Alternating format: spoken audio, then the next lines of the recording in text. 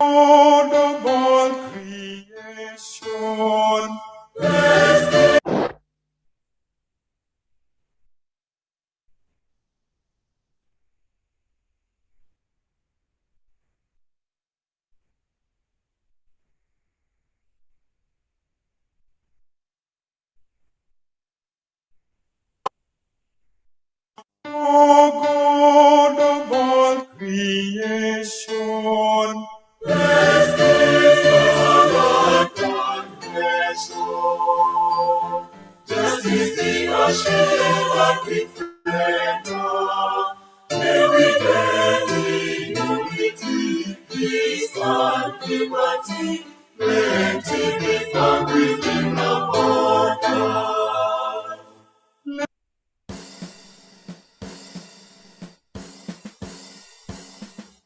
Mungu twaomba uilinde Jumuiya Afrika Mashariki, tuwezeshe kuishi kwa amani, tutimize na malengo yetu. Jumuiya yetu sote tuilinde, tuwajibike, tuimarike, umoja wetu ni nguzo yetu, idumu jumuiya yetu.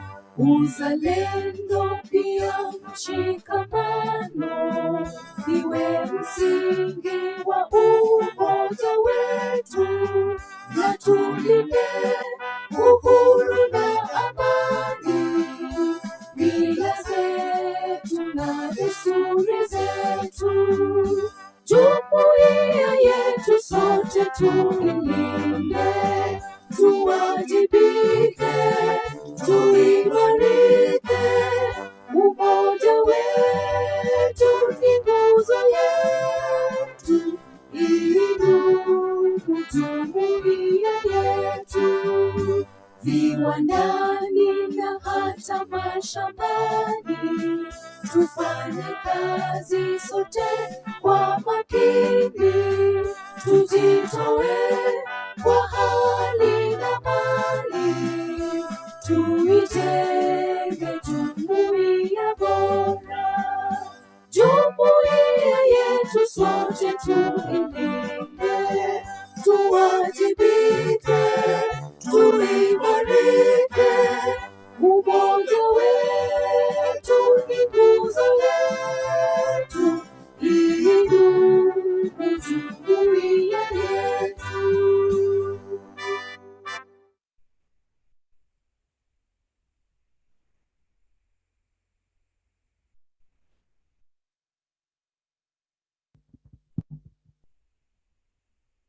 Good morning, everybody. Good morning. Chief guest, Professor Motley, all invited guests, and all protocols observed. I would like to welcome you to this morning session of our regional conference, and I would like to invite Teresia to open for us with a word of prayer.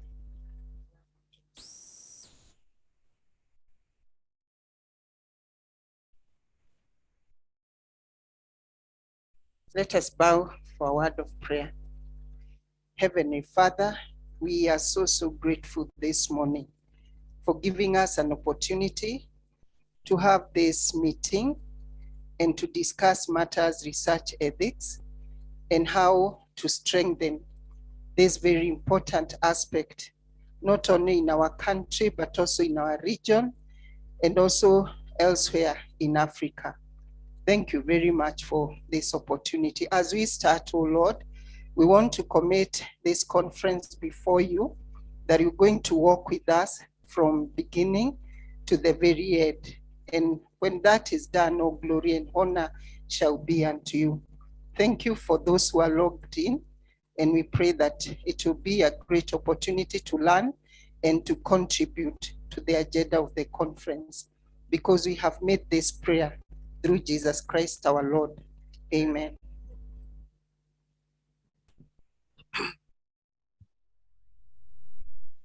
Thank you, Teresia.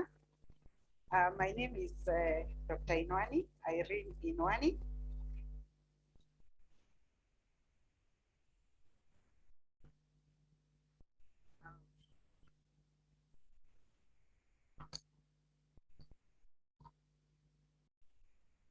So once again, I would like to welcome you to this conference, focusing on strengthening research ethics in the region and worldwide. My name is Dr. Inwani Irene. I'm a member of the STREC team. I'm going to be your moderator for the morning session. And to start us off, I would like to welcome Professor Jaoko. Professor Jaoko is the Director, CAVI, Clinical Research, and he is the principal investigator for the STREC project. Professor Jaoko is going to give us the objectives of the conference, and I would like to welcome Professor Jaoko at this junction. Also, thank you very much, Dr. Irene, and welcome everybody to this conference. This is a very exciting time for us. This is a culmination of a research grant that we received from the European Union through EDCTP, which is the European and Developing Countries Clinical Trials Partnership. And one of the objectives of that grant was at the end of it, we are supposed to be strengthening research ethics in Kenya, and that is where it gets the name STREC. Later on, I'll be giving you a presentation of the overall general outline of what this project is all about. But for now, I just want to focus on the conference. One of the objectives of this strengthening research ethics in Kenya, one of the objectives was to organize a conference. And the purpose of this conference is first to network with other people, to hear the experiences from other research ethics committees and from other countries, because our aim is to have strong research ethics review committees, not just in Kenya, but in the region. So there is a regional presence. So I'm glad here to note that there'll be people from Tanzania. There'll be, our keynote speaker is from South Africa, who is very, very experienced in research ethics.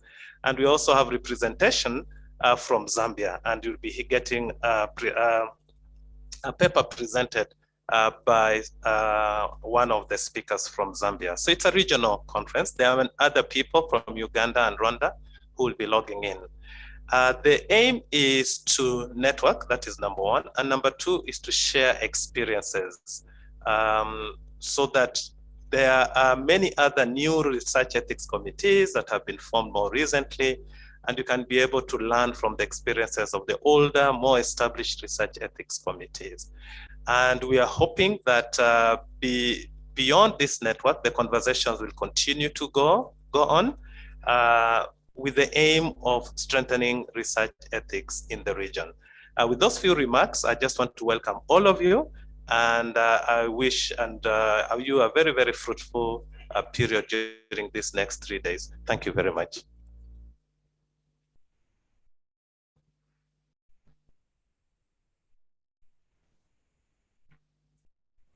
Thank you, Professor Jaoko, for setting the pace. Next, I would like to invite Boniface Wanyama, the Director Research Accreditation and Quality Assurance at NACOSTI, who will be representing Professor Oyawa, who is not able to be with us this morning. Professor Oyawa is the Director General NACOSTI. Welcome, Boniface.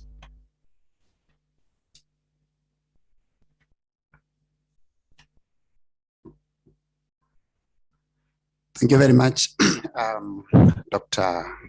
Inwani, Chief Guest, Professor Modley, Professor Jaoko, Director Kavi, distinguished participants, ladies and gentlemen. I first want to begin by bringing the apologies of Professor Walter Oyawa, the Director General of the National Commission for Science, Technology and Innovation. He would have loved to be here this morning, but due to some other urgent matters at the Commission of national importance, he's not able to do so. So he did ask me to come and be able to represent him this morning. So I want to convey his sentiments, the things that he would have loved to speak if he would have been here today. I do want to acknowledge the participants that are online. I don't know how many they are now, but we want to acknowledge you wherever you are, and to say that as NACOSTI, we are happy to be part of this. So I am glad to be here to be part of this regional conference on strengthening research ethics in the Eastern African region. I would like to take this opportunity to congratulate Professor Jaoko, together with the team, for putting up this very strong grant-winning proposal on strengthening research ethics in Kenya, which has made possible for us to meet today. I'd like to thank the organizing committee for organizing and putting up this very important conference, which has become a reality. I also want to reiterate that NACOSTI is proud to be associated with this event, given our critical role in ensuring quality in research in Kenya.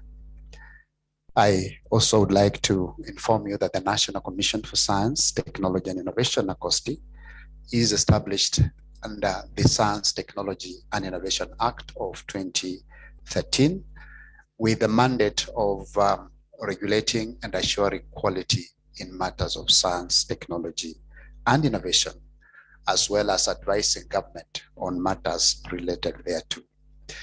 The Act assigns NACOSTI 17 functions, which are under Section 6, subsection 1, and we summarize them as regulatory, advisory, promotion, and coordination of matters of science, technology, and innovation.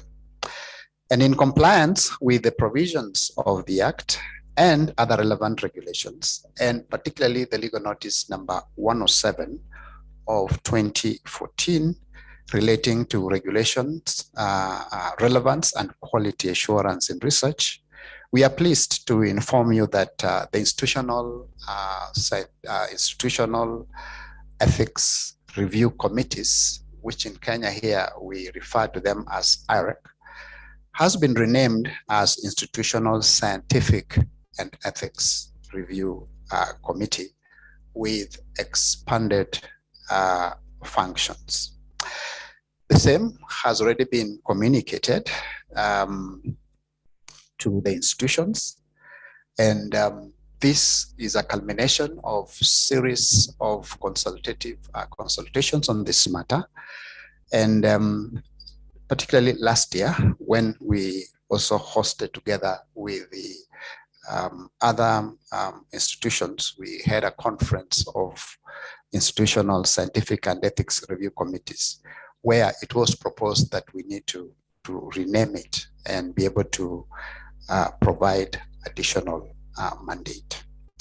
So in this restructuring of the ISACs now, that has also been informed by international best practices as well, where currently there is a demand for research license and ethical clearance before any published publication of research findings.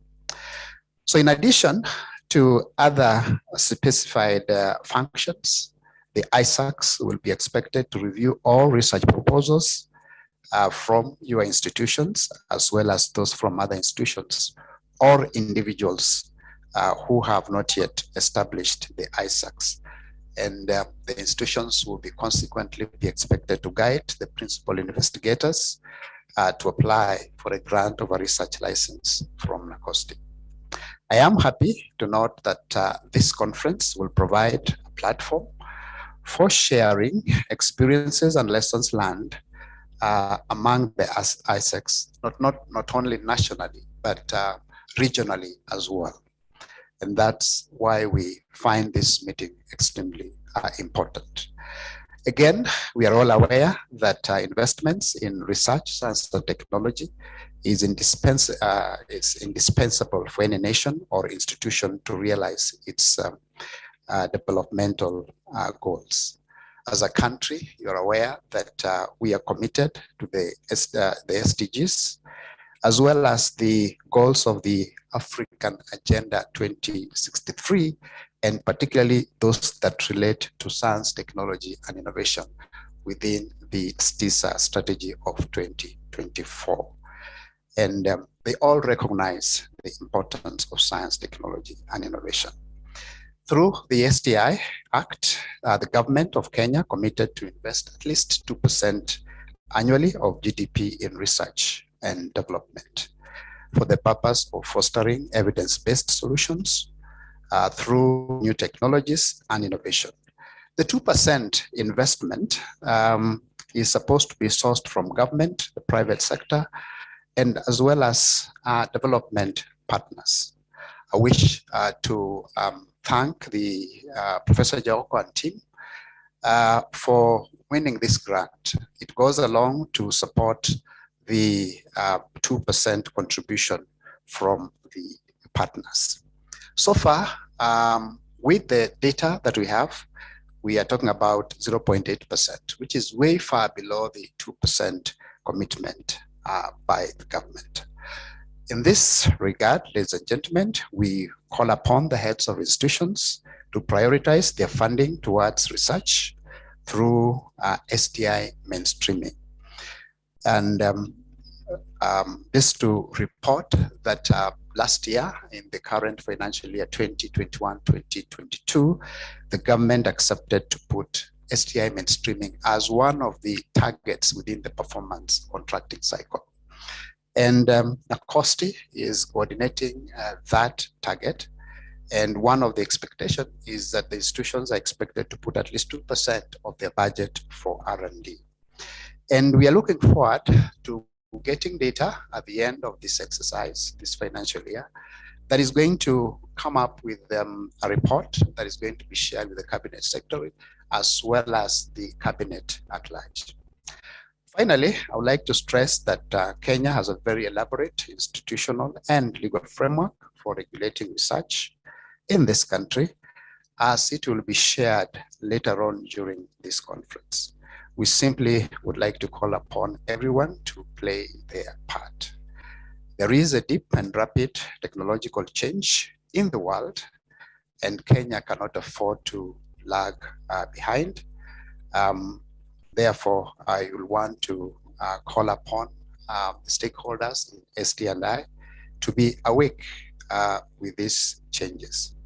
The government, of course, remains committed to seek for partnerships and collaborations to ensure that investment in STI is, particularly on the issues of infrastructure, is more than ever before.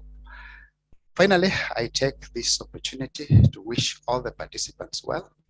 And as NACOSTI, we'll be looking forward to receiving the report from this conference. As an institution that is responsible for regulating and accrediting ISACs, we hope to use these findings to be able to build the capacity of ISACs even to be better than where they are. Thank you very much.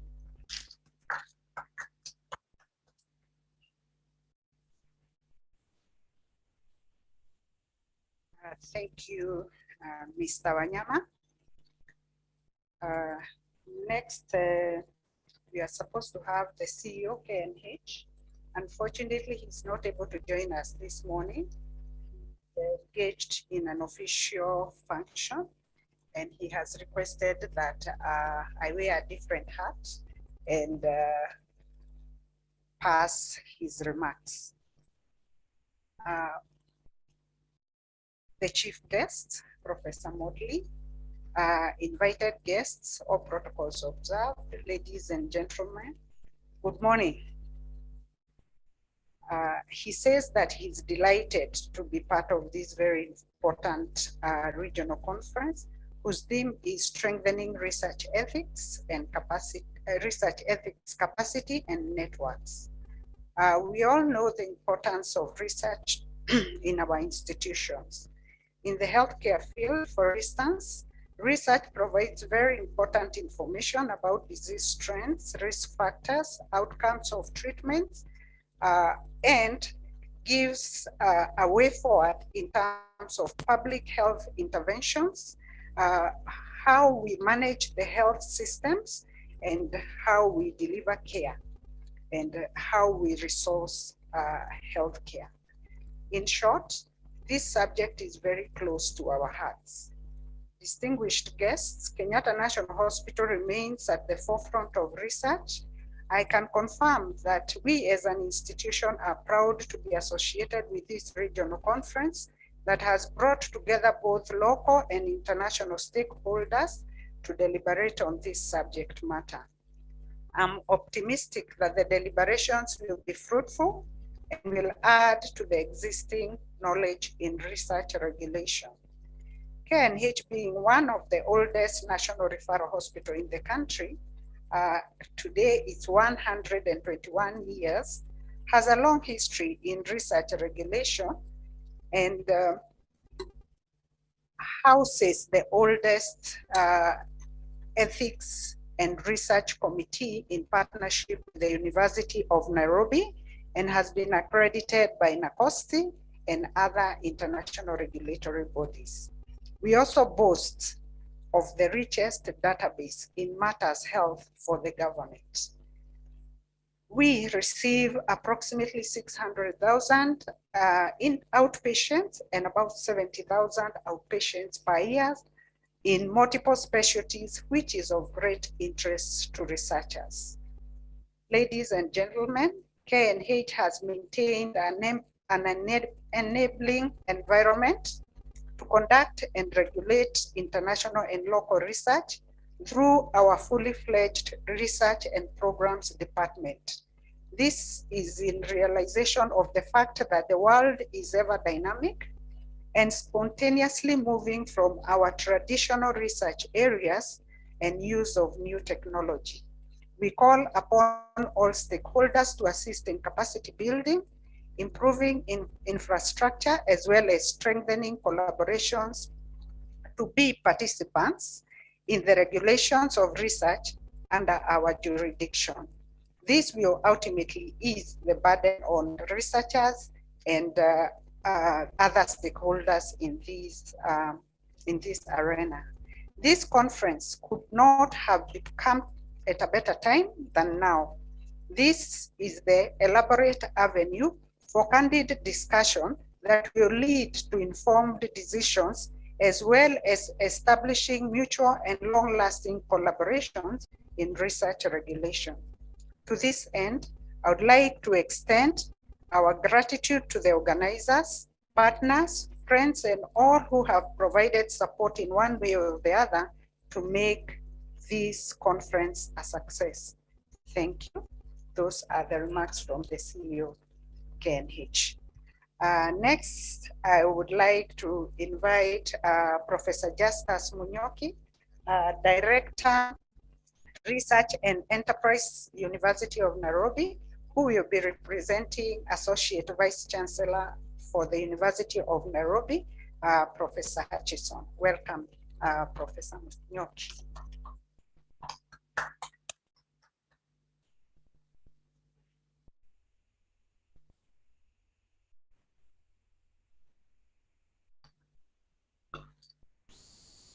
Our chief guest, Professor Mundli,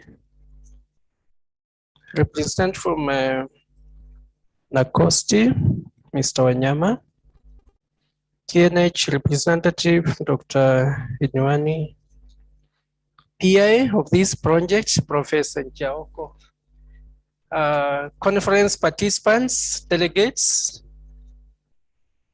and all the attendees, both physical and online. Good morning. I'm here today to represent my university, the University of Nairobi, and specifically Professor Hutchison, who was invited to make the opening remarks on behalf of the University of Nairobi. I'm the Director, Research and Enterprise, and this activity that brings us here today is very exciting as part of what we do as a university. And so I want to say that we are very happy indeed to the organizers of this conference. This is coming at a time when we are recovering from the effects of the COVID-19 that was so devastating the last 2 years. But today we are very happy that we are able to assemble half of us physically to interact in line with what the professor has given us as the main objective of this conference, which is to interact. It's important for people to network And it becomes very difficult to network online. I know many people out there and they're just seeing faces, but those of us who are here, we are able to network and make our friends. So this is a very exciting moment for us. Now, let me make the remarks as given by Professor, my boss, Professor Margaret Atkinson. First, I want to thank the organizers of this conference for inviting me to give these remarks during the opening, official opening of this regional conference on strengthening research ethics. I note that there are participants from different parts of Africa taking part in the conference, and this emphasizes the importance of working together for common cause such as strengthening of research ethics in the region. I would say that research ethics is very important. We are all concerned in terms of how we conduct research. Ethics is very important. Upholding the principles of ethics is very important. I think this is very well timed as a conference and the issues that are going to be discussed. Research plays a very crucial role in the performance of any university. And that's why we're saying this is very central to us as the University of Nairobi. In fact, I want to say that the University of Nairobi takes matters of research very seriously. We take matters of ethics very seriously. We have actually developed a research policy to guide on this process. The contribution made by the University of Nairobi in terms of research has greatly contributed to its consistent high ranking, which we all know, not just in Kenya, not just in East Africa, but in Africa and the world as well. However, let me emphasize that good research must be conducted in an ethical manner. In this regard, therefore, research ethics is the cornerstone of good research. The joint KNH University of Nairobi Research Ethics Committee is one of the committees that is accredited by NACOSTI to provide research oversight in Kenya.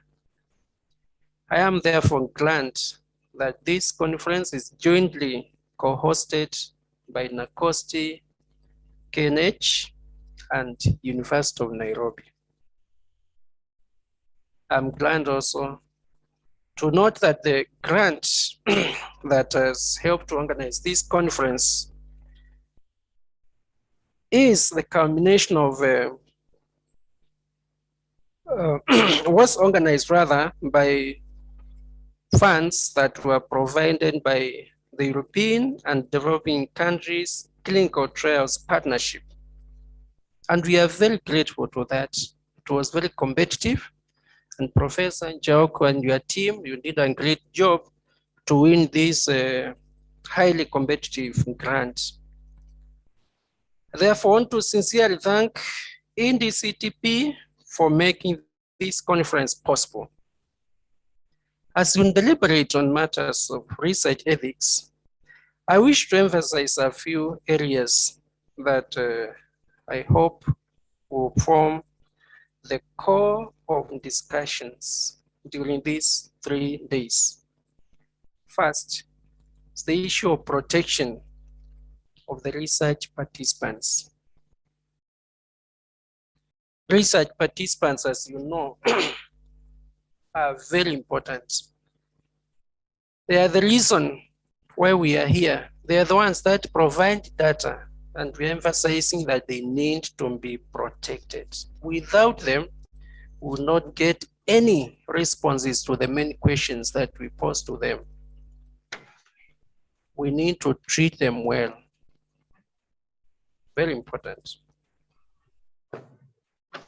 Consent taken from them in order to participate in research must be informed, and the information provided to them should be clear, simple language, and in a way that will avoid jargon that will mislead them to give responses that do not reflect what we want to achieve. In addition, we want to respect them. This requires that any information that is obtained from them is treated with utmost confidentiality. Sometimes we expose things that respondents may have said. They did not want to be made public, but we go exposing saying so and so has this or that problem. This should be avoided. So in this case, I refer you the data protection requirements that is currently being emphasized all over the world. Kenya has recently passed the Data Protection Act and established the Office of Data, which I hope all researchers conducting their research in Kenya will familiarize themselves with. The second point is that we must ensure that we maximize the benefits that we get from those participants, and we minimize any possible harm to them. This should be welcome and should be emphasized physical, social, and any possible psychological harm to the participants. Emphasis for reduction of social and psychological harm is particularly very important in social and behavioral science research. We need to maximize benefits of research. This should involve not just the benefits to the research participants, but also to their communities and to the country as it were. In this regard, research should be beneficial and should be aligned to the country's national research priorities. Finally, I hope that this research ethics conference will speak to the issue of justice in research involving human participants. Ethical research must ensure that recruitment of research participants into studies is done in a manner that preserves distributive justice. On this note, no research participants who qualify for recruitment must be denied their participation based on any other consideration. It must be done on merit and merit only. I have taken time to highlight these basic tenets of research ethics because they form the pillars of ethical research, which I am sure that all standards of this conference aim at promoting. Ladies and gentlemen, with these few remarks, I wish you a very fruitful deliberations during the regional conference. I wish you all the best, all participation. I wish that all of us are able to benefit from the proceeding of the 3-day conference. Let us learn, but not just learn. Let us be able to practice that which we learn. Ethics is very important in research. We will not go very far as a country, as research institutions, if we are not able to uphold research ethics. Thank you very much, everybody. Asanteni sana. May God bless you.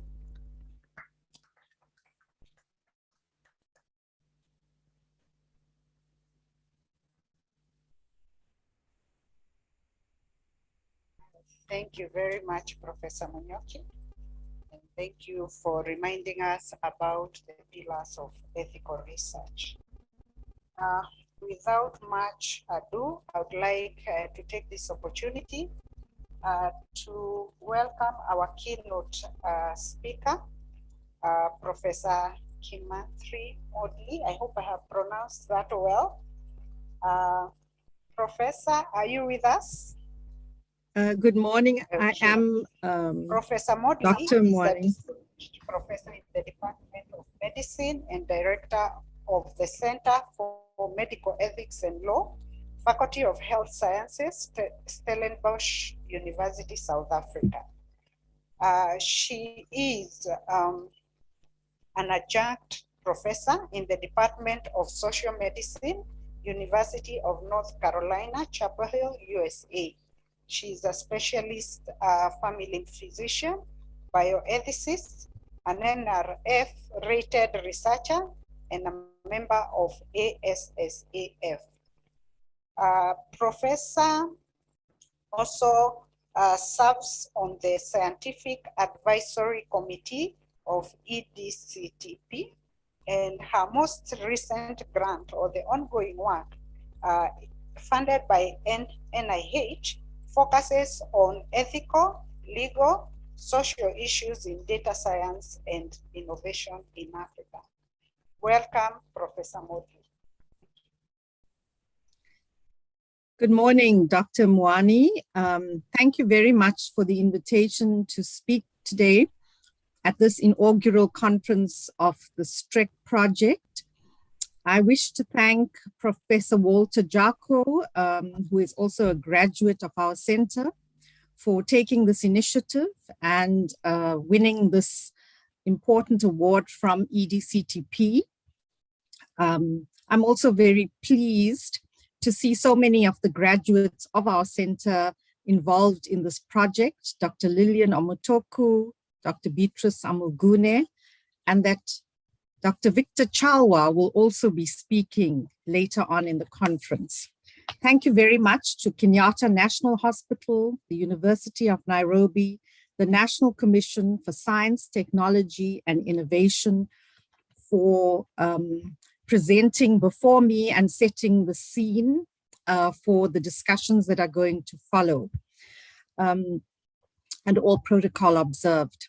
I'm going to share my screen now and discuss some of the important developments in research ethics in Africa, but also discuss where we should go in terms of strengthening research ethics on the continent. Could you please confirm if you can see my screen and if you can hear me?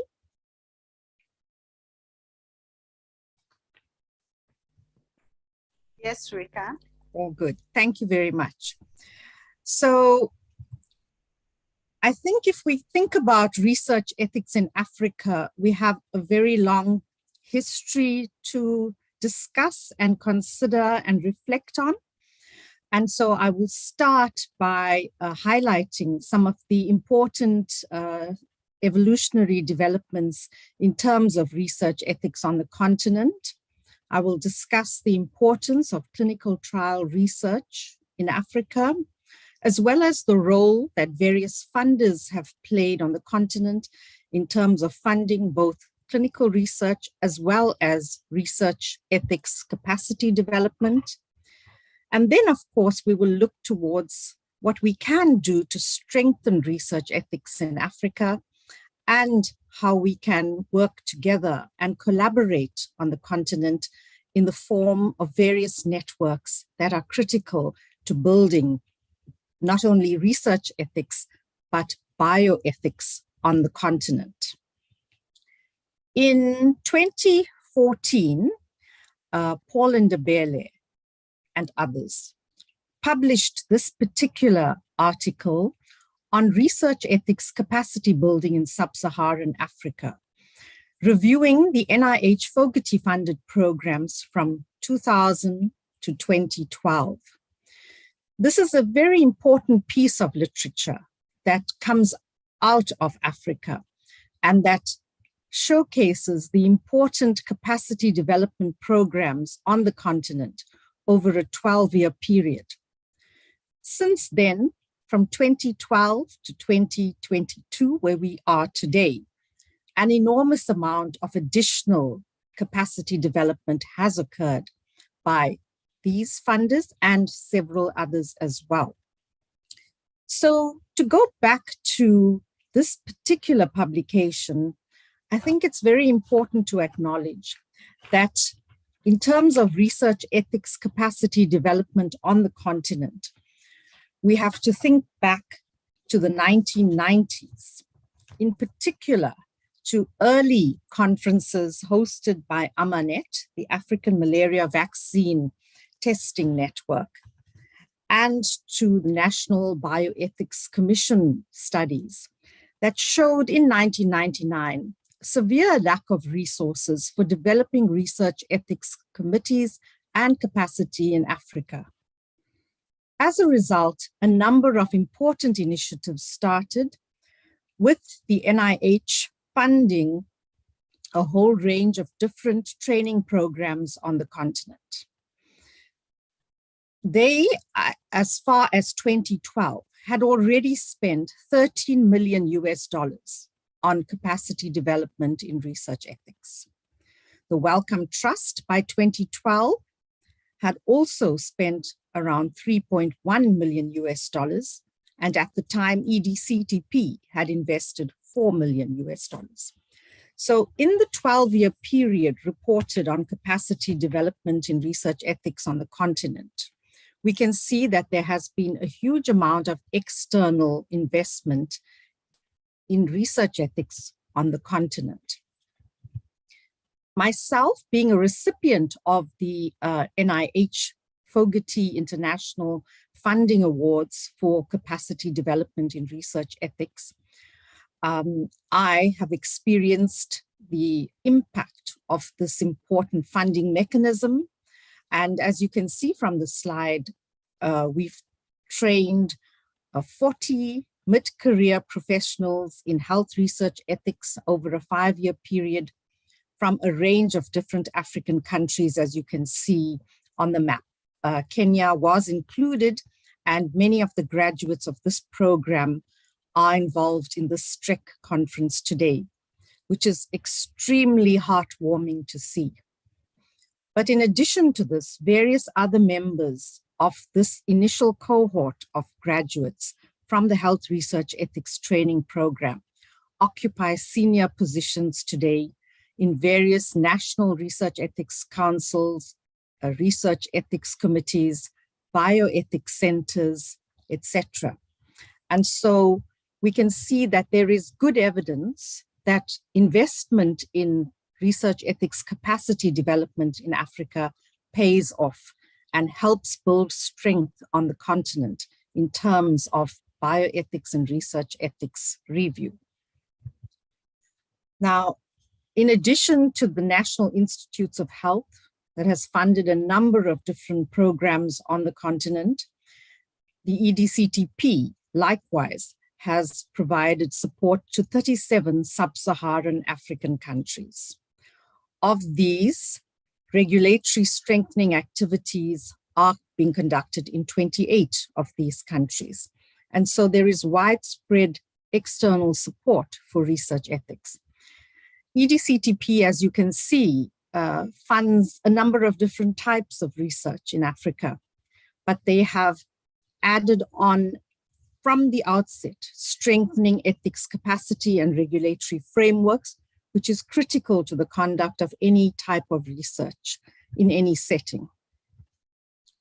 And so while there have been a number of international funders on the continent, and an enormous amount of benefit has resulted from the funding and from the capacity development, there are also criticisms leveled around this type of external funding. And in 2004, Ruth Chadwick and Udo Schuckling published a piece on bioethics colonialism, where they argued that this level of importation of research ethics frameworks and training from North America and other northern countries may not always be relevant and appropriate in an African setting. Now, this was met with much controversy, and needless to say, is a matter of debate that we will continue to engage in as we discuss the various issues around research ethics in Africa today. Now, in addition to funding research ethics, as I indicated earlier, EDCTP has also set up a number of networks of excellence throughout the continent.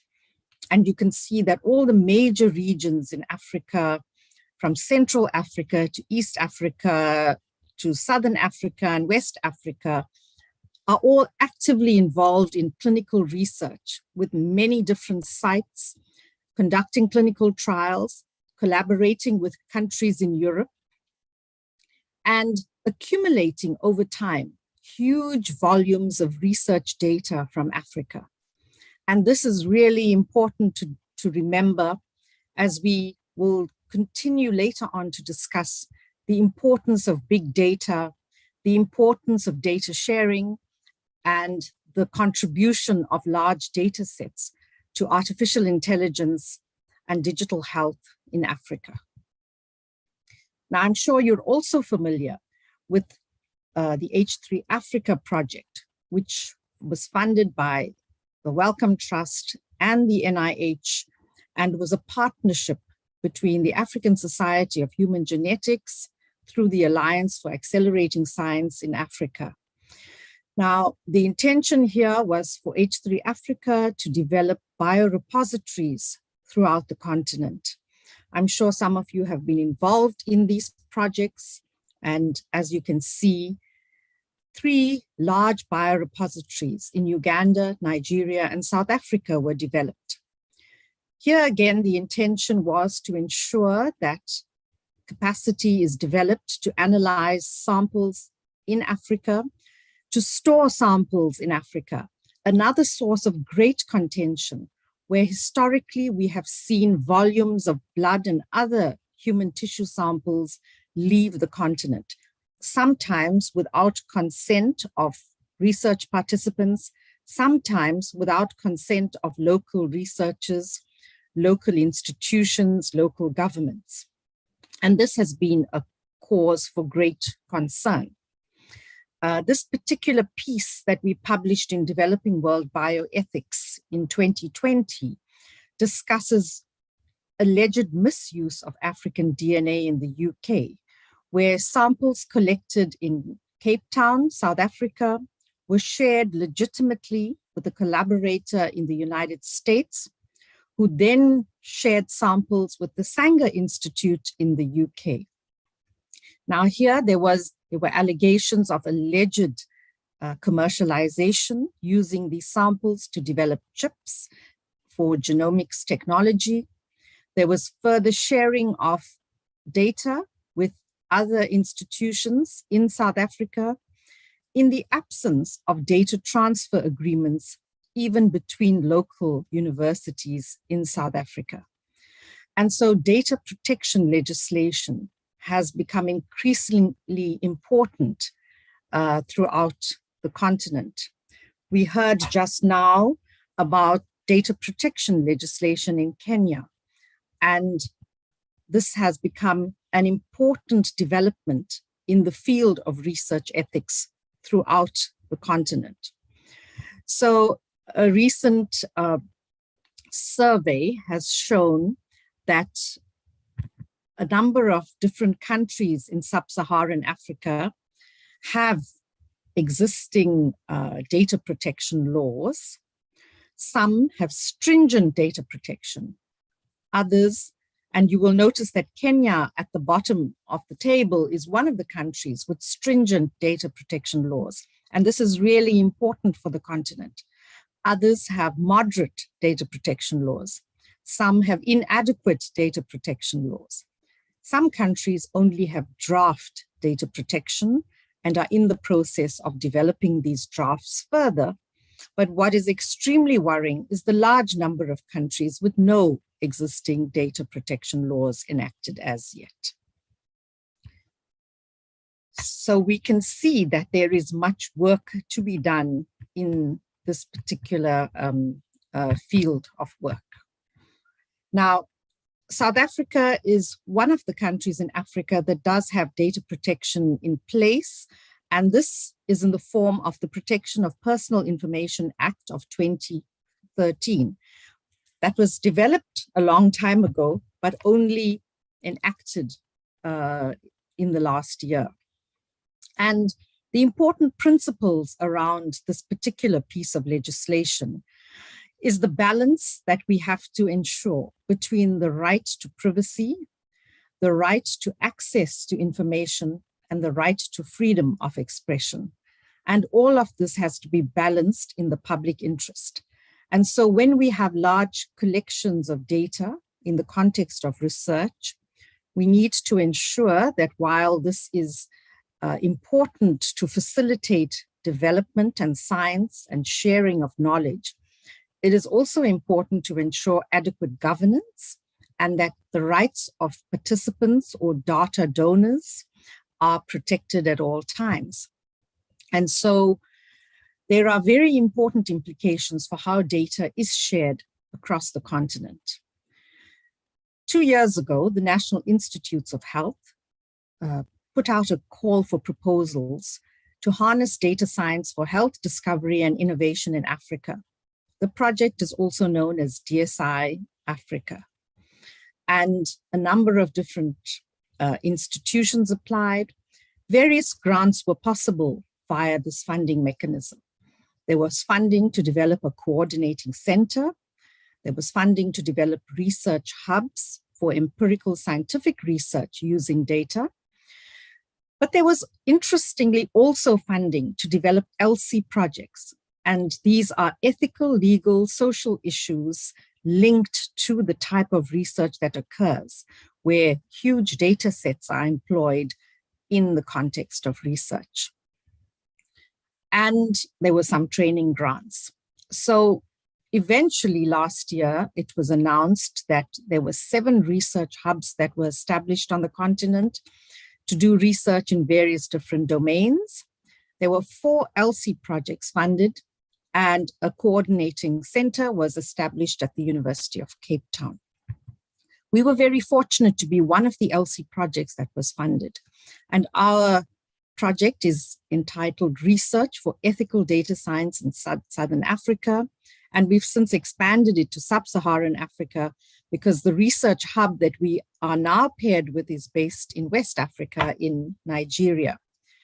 The inaugural conference launching this particular project was held in April this year. And you can see that we had some very interesting presentations on data science, on ethics, law, social impact. Professor Walter Jalko is part of this project and was involved quite actively in the particular seminar that was held recently. Dr. Lillian Omotoko, likewise, is one of our graduates of the center, played a very important role in discussing aspects of community engagement. And so the project is also currently engaging in empirical research in bioethics, exploring perspectives on data access, sharing in Sub-Saharan Africa has become an important area to investigate.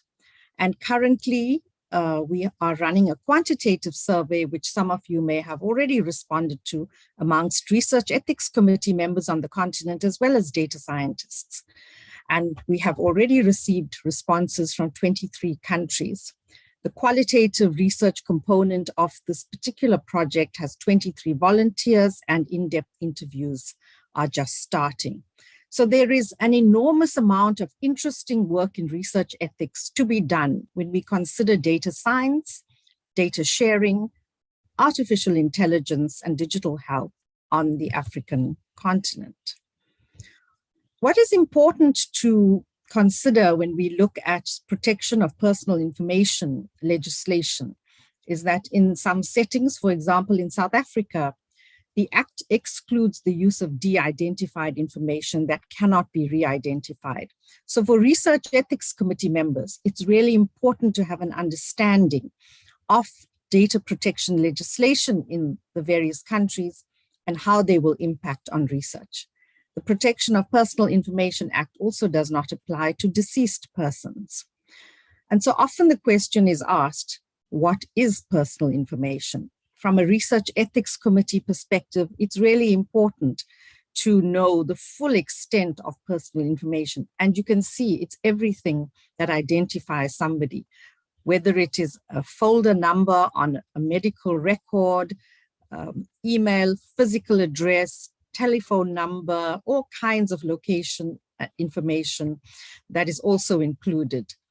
Other information on gender, marital status, sexual orientation, etc. is included. But there's also an interesting category of special personal information. And if you look through the list, right at the bottom, you will see that biometric information is included. And here, blood typing, DNA analysis, fingerprinting, retinal scanning, voice recognition, all fall under the ambit of this data protection law. And so a number of important principles are expressed in this legislation that will guide the governance of how we use data in various settings, including research. And I'm sure that many of these principles are also included in the data protection laws of Kenya and other countries on the continent. Importantly in research is access to third parties. And so in the context of research teams and regulators and the involvement of many, many individuals in research and clinical trials, it's important that we are cognizant of how information is shared. And so you can see a number of different impacts of this type of legislation on data privacy, sharing, security, and how our staff is trained both on research ethics committees, administrators, as well as members, but also amongst members of the research team. So there are many large databases that exist in Africa. I mentioned the 4 very large networks funded by EDCTP in various parts of the continent, but there are many other research sites that have collected data over decades. And all of this is either collected and stored somewhere or is being organized into data management systems. The question that is often asked when data is used from very large databases in research is whether the participants or the data donors had ever consented to the use of their data for future research. And this is why it's so important when we are reviewing protocols on a research ethics committee that we continue to ensure that consent covers all the requirements where future use of data is going to occur. And so if we think about how we should strengthen research ethics in Africa, what are some of the important points that we need to consider? What is becoming more and more evident is that we need to decolonize bioethics scholarship on the continent. It's important that we develop our own approach to how we are going to consider the role of research ethics in the various contexts in which we work, and to use our own perspectives to have empirical data collection to guide guidance development on the continent. In-house training, seminars, stakeholder engagement, and a number of different networks are important to aid in this process of decolonization. There is a rich body of African philosophy that is often underutilized and not adequately represented when we look at research ethics guidelines on the continent. And hence there has been criticism when we import regulations and guidelines from the West, from North American countries, from European countries, and apply them in Africa without contextualizing them. But taking our own African philosophical perspectives into account is critical in the process. It's also important as we go forward with research ethics capacity development that we promote stakeholder engagement. Now, often we get a research protocol submitted to an ethics committee that has not been discussed with the communities involved, with potential future communities. it ought to be a protocol requirement that researchers have already done some level of stakeholder engagement before submitting their protocol to a research ethics committee. And we need to ensure that there is adequate budget to cover stakeholder engagement and community engagement activities. This particular article that we published in 2019 describes a process for community engagement that we refer to as the truce model. And it's a process because it starts with defining the community where research is done. It looks at the scope of engagement. Do we need to engage a specific community related to the specific research project? Or do we need to think about wider engagement, such as public engagement, especially when large data sets, for example, are being used in research? How do we start this process and how early should it start? We often find that people develop a CAB as part of their research project. That occurs after research ethics approval and after the research has started. But the true engagement with communities starts even before the protocol is developed. And so we need to move towards co-creation of knowledge with our participants, co-ownership of knowledge, and ensure that we extend engagement beyond the simple formation of a community advisory board. That broad, widespread methods of community engagement are used, including crowdsourcing, and that the results of our research are widely disseminated.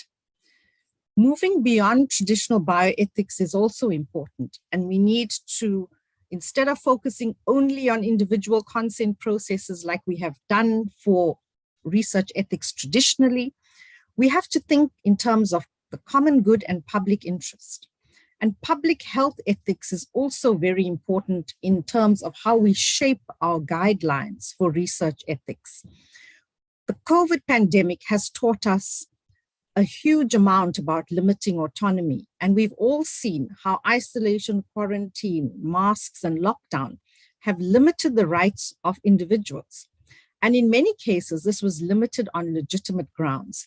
As we can see from the United Nations Social and Economic Council, who developed the Syracuse Principles in 1985, a restriction on human rights can occur legitimately in specific contexts. And the pandemic recently was a very good example. Research ethics committees worked tirelessly during this pandemic. And there was a big paradigm shift that had to occur. We had to move from having 3 copies of written, signed, informed consent to looking at virtual consent, telephonic consent, and in some cases, even a waiver of consent. We published a number of articles looking at consent for critical care research that needed to occur during the pandemic and presented arguments for a waiver. This was supported by legal publications supporting a waiver of consent when one needed to do important, urgent research related to COVID-19 infection. Of course, benefit sharing in research is really important and often neglected, and we need to explicitly, as research ethics committee members, ask about how benefits would be shared with participants and what access there would be to interventions after research. The recent pandemic and the development of COVID-19 vaccines was a highly contentious matter with poor access in many settings, even in those settings who had tests where the COVID vaccines had been tested by research participants. But moving beyond research ethics, we need to start looking broadly at bioethics on the continent, exploring other aspects of clinical ethics, equity, and global health ethics. And when we did studies on clinical ethics committees in Africa 2 years ago, we found that most people in Africa knew what a research ethics committee was, but very few had heard of a clinical ethics committee. The exceptions were South Africa and Kenya, where there were established clinical ethics committees, but many other environments in Africa do not have clinical ethics committees, yet they all have research ethics committees. And so it was really important during the pandemic to have access to research ethics committees, but also clinical ethics committees to guide decision-making in hospitals and other clinical settings. Very importantly is the development of bioethics leadership on the continent. And so our current funding from the NIH develops a PhD program, which is situated within a larger program of leadership. And this is what is critical in Africa to strengthen research ethics capacity development. The emergence of a number of different networks is really important. The African Bioethics Network that was launched a day ago, the Research Ethics Association of Southern Africa, and the new LC Data Science Sub-Saharan Network that we are developing as part of our RETSA project will all contribute to capacity development and leadership. And this is where we need to take research ethics, but also bioethics on the continent. We need investment and engagement from governments. We have a significant amount of external funding to support research ethics capacity. But often when we develop graduates of our programs, they go back to their home countries and are unable to find employment because there are limited posts for research ethics and even more limitation in terms of bioethics scholarship on the continent. And this is where we need to go in order to strengthen research ethics in Africa and develop a bioethics scholarship that is developed in Africa by Africans for Africa. I'm going to thank you now for your attention, and I'm happy to take any questions.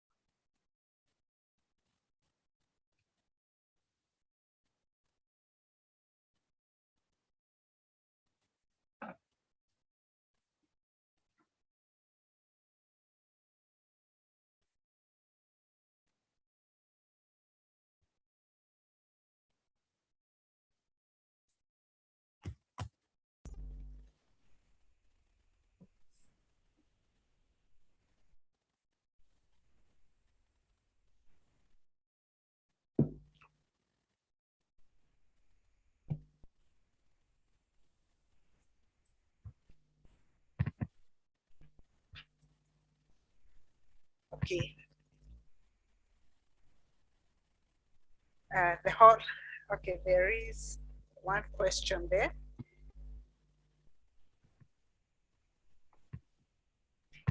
Thank you, Prof. Mudre, for such a very enlightening presentation.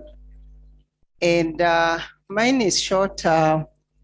You did mention about the health, the H3 Africa, and that it has set some few biobanks in South Africa, Nigeria, and Uganda. And I wanted to get your views in regard to how if a country would wish to have a biobank, and you know this is so important in the current age of data sharing, sample collection. If a country would be interested in setting up biobanks, what is your view about how to, go about it, the kind of regulations? Just share with us a bit of thoughts in setting up of biobanks and, their regulation. Your thoughts in this. Thank you very much for that question. It's really important, but it would take another day to go through how one would set up a biobank. It's a very complex process. It requires strong governance mechanisms and most importantly, we need to ensure that we build trust amongst communities who are going to donate their samples to a biorepository. So there are various aspects linked to biobanking: ethical, legal, social issues, in addition to scientific aspects. We are launching an online training course in biobanking developed by one of our PhD graduates, Professor Shanuka Singh. And this will be available shortly, and we will certainly share the link with Professor Jalko and others so that this becomes more widely available. But the course is built specifically for consideration of aspects in the African context. And it's the type of training that is necessary before one sets about establishing a biorepository of any sort. Thank you. Okay, I can see another hand. Thank you so much for a wonderful presentation. This is Dr. Solomon Omoma from Jaramogi Oginga Odinga University. I got, or my intention was drawn to data transfer. In copyrights, we have CMOs that manage data transfer issues. In ethics, do we have anything that manages data transfer issues? Specifically, does the author of the data have any benefit from data that has been transferred, let's say by an ethical body, or what happens? Thanks. Yes, so as things stand, there should be data transfer agreements between collaborating institutions that are established before the research starts and before the data sharing occurs. Now, often this becomes the work of the legal division of an institution.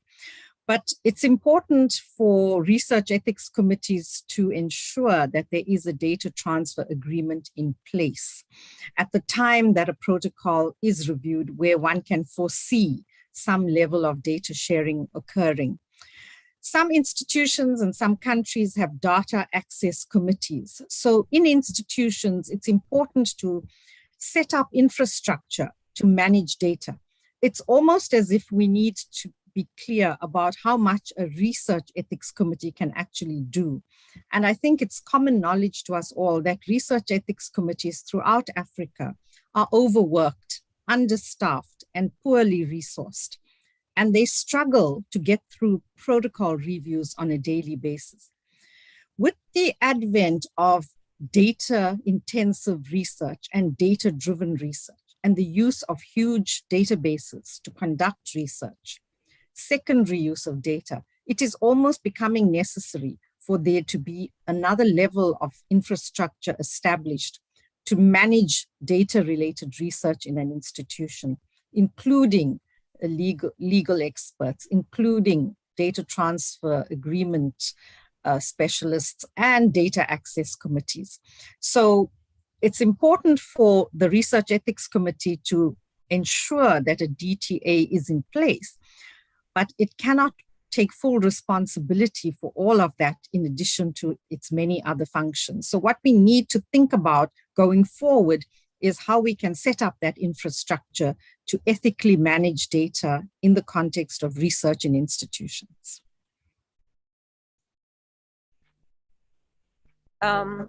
There's a question from the chat from Effie Kaemba. The question is, how are we linking the human ethics and the animal ethics to address common ethics issues? Mm-hmm. That's, again, a really important question, because while many countries have research ethics committees for human research, there are many settings where animal research is not regulated. So in the South African context, we have specific animal research ethics committees that review all research conducted on animals. And it is important that we pay attention to animal research as well as human research, and that we have guidance in place for both types, and that we ensure that like we protect the rights of human participants, that we also protect the rights of animals that are, so that they are used humanely in the context of research. Thank you. Thank you. There are no more questions from the chat. Dr. Inwani. Thank you once again, Prof. Modley, and all the presenters this morning. We have heard from the different institutions, from NACOSTI, how the government is engaged and supports ethical research. We have heard the University of Nairobi, KNH, as institutions supporting these efforts, and the very enlightening presentation from Prof. Modley in research ethics capacity development in Africa through trainings, development of centers of excellence, biorepositories, developing research hubs, use of the current technology such as artificial intelligence, biometric information, and how we need to be careful even as our development partners are supporting this initiative to decolonize the bioethics scholarship. And she has highlighted the efforts that we need to do to be able to do this and to think beyond bioethics in terms of equity, clinical ethics, community and stakeholder involvement, and that our governments need to actually engage and support these initiatives. I would like to truly thank all the presenters.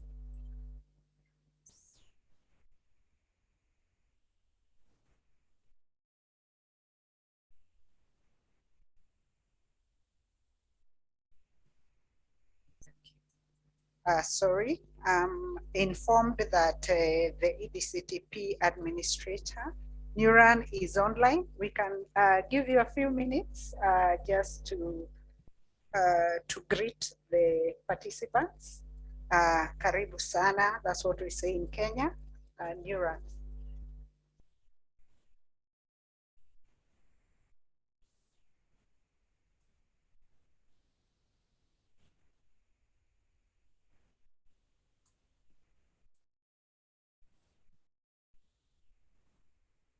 As we wait for Nuran to connect, there is some housekeeping.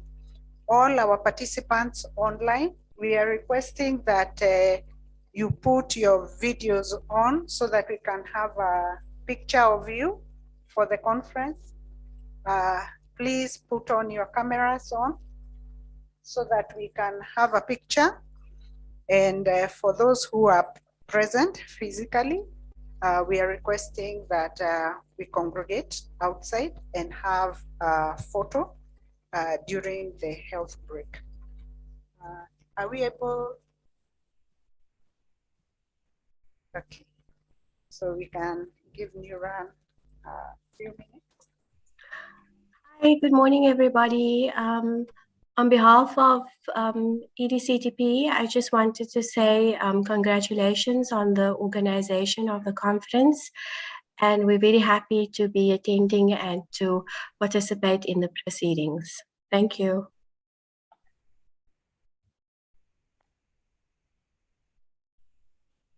Thank you, Nuran. Thank you, everybody, for your indulgence. I would like now to invite us to a health break and request that we reconvene at 10:30 as per the program. Thank you. You want us to have the photo immediately? Okay, the online photo.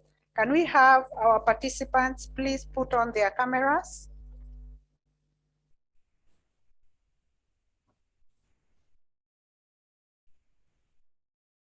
Okay. We have enabled the camera mode. Please put on your cameras. We can see we have 86 participants online. Please put on your cameras. Okay. ICT team, are we able to capture?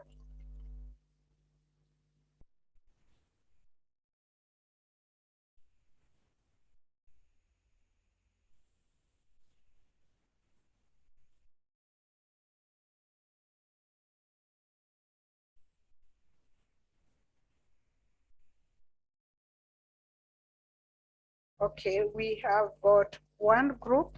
Now, how will they know which group has been taken? Please hold.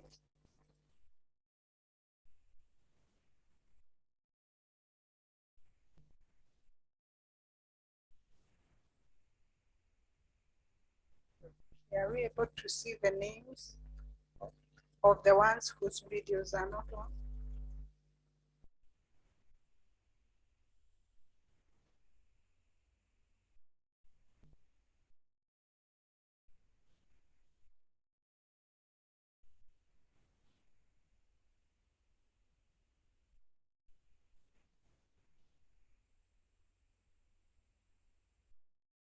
Okay, thank you very much.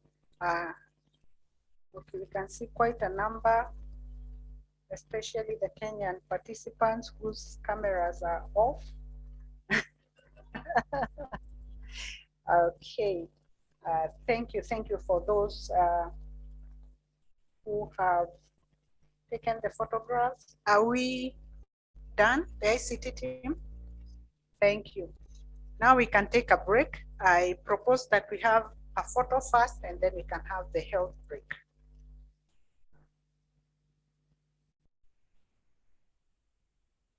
Okay, thank you very much.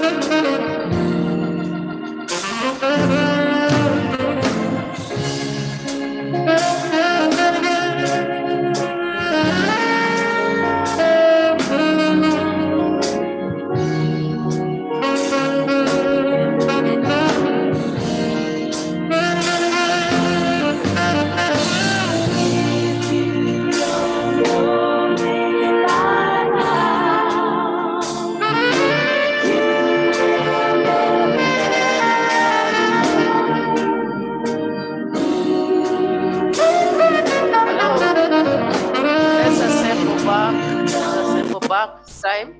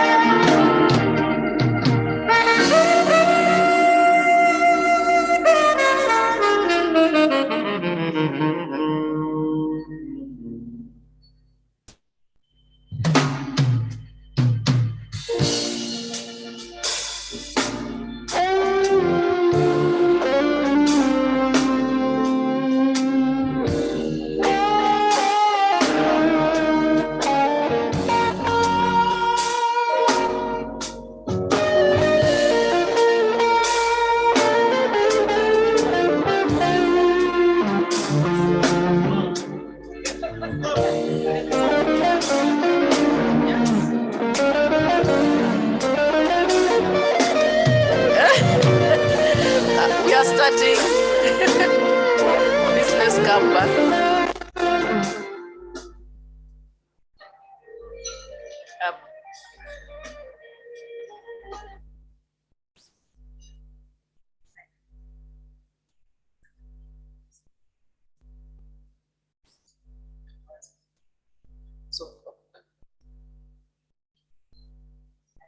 Tafuta the best place.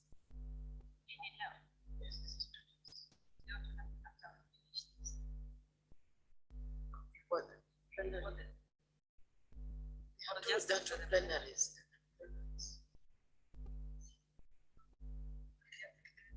Maybe this one is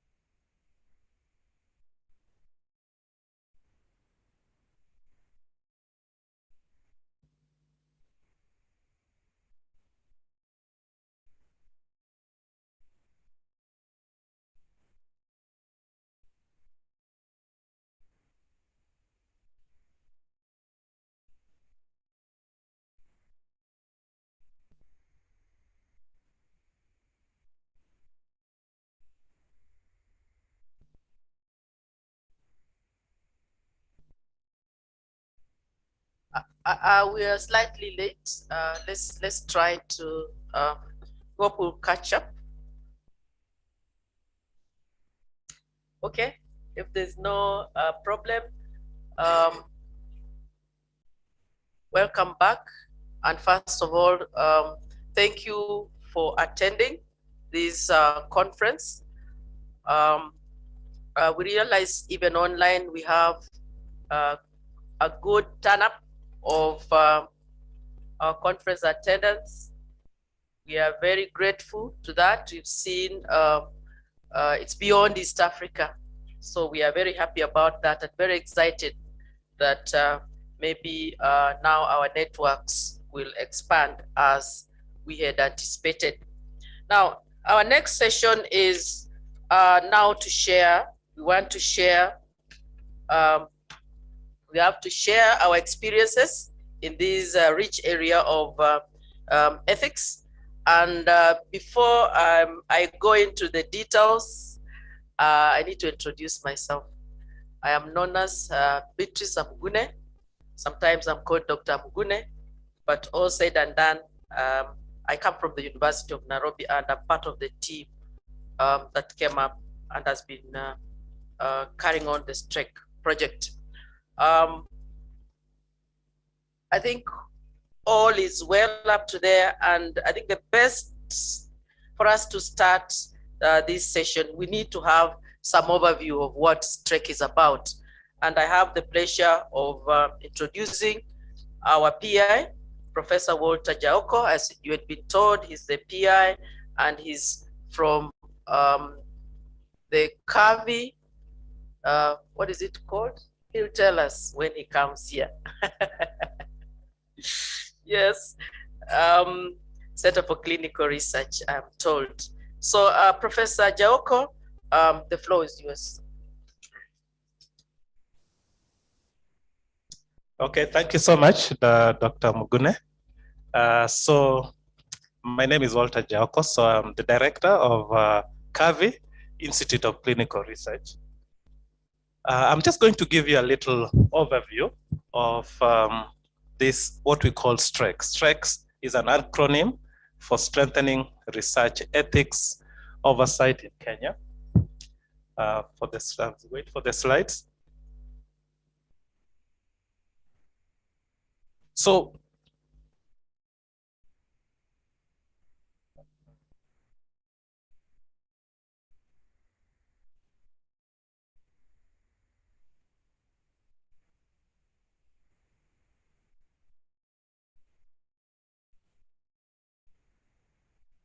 this STREC is we responded to a call for proposals by the EDCTP and the European Union framework. And the call was for strengthening research ethics oversight. And we sat down and came up with this proposal. I'll give you a little introduction next. So as we know, research is very important for any development of any nations. So if you see the most developed countries, they have a very strong research component. However, good research must also be ethical. So you cannot do good research, no matter how scientific it is, if the ethics behind it is questionable. So therefore, ethics forms a very strong pillar for good research.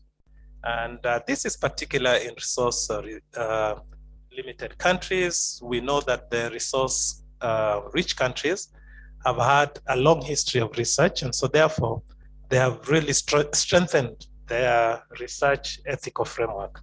And one of the problems therefore we have is that because research ethics oversight is very strong in the research in the resource rich countries, there is a concept of what is called ethics dumping, where research that cannot be conducted in resource-rich countries for whatever reason can easily find its way in resource-limited countries just because of the weak ethical oversights. So STREC responded to this call, as I said, to be able to develop capacity for our national research ethics oversight. Next. The acronym, as I've already said, stands for Strengthening Research Ethics Oversight in Kenya. Now, in Kenya, NACOSTI, the National Commission for Science, Technology and Innovation, is a body that is mandated by law to ensure that any research being conducted into the country is conducted to the highest local and international ethical standards. So this grant was developed together with NACOSTI, the national regulators.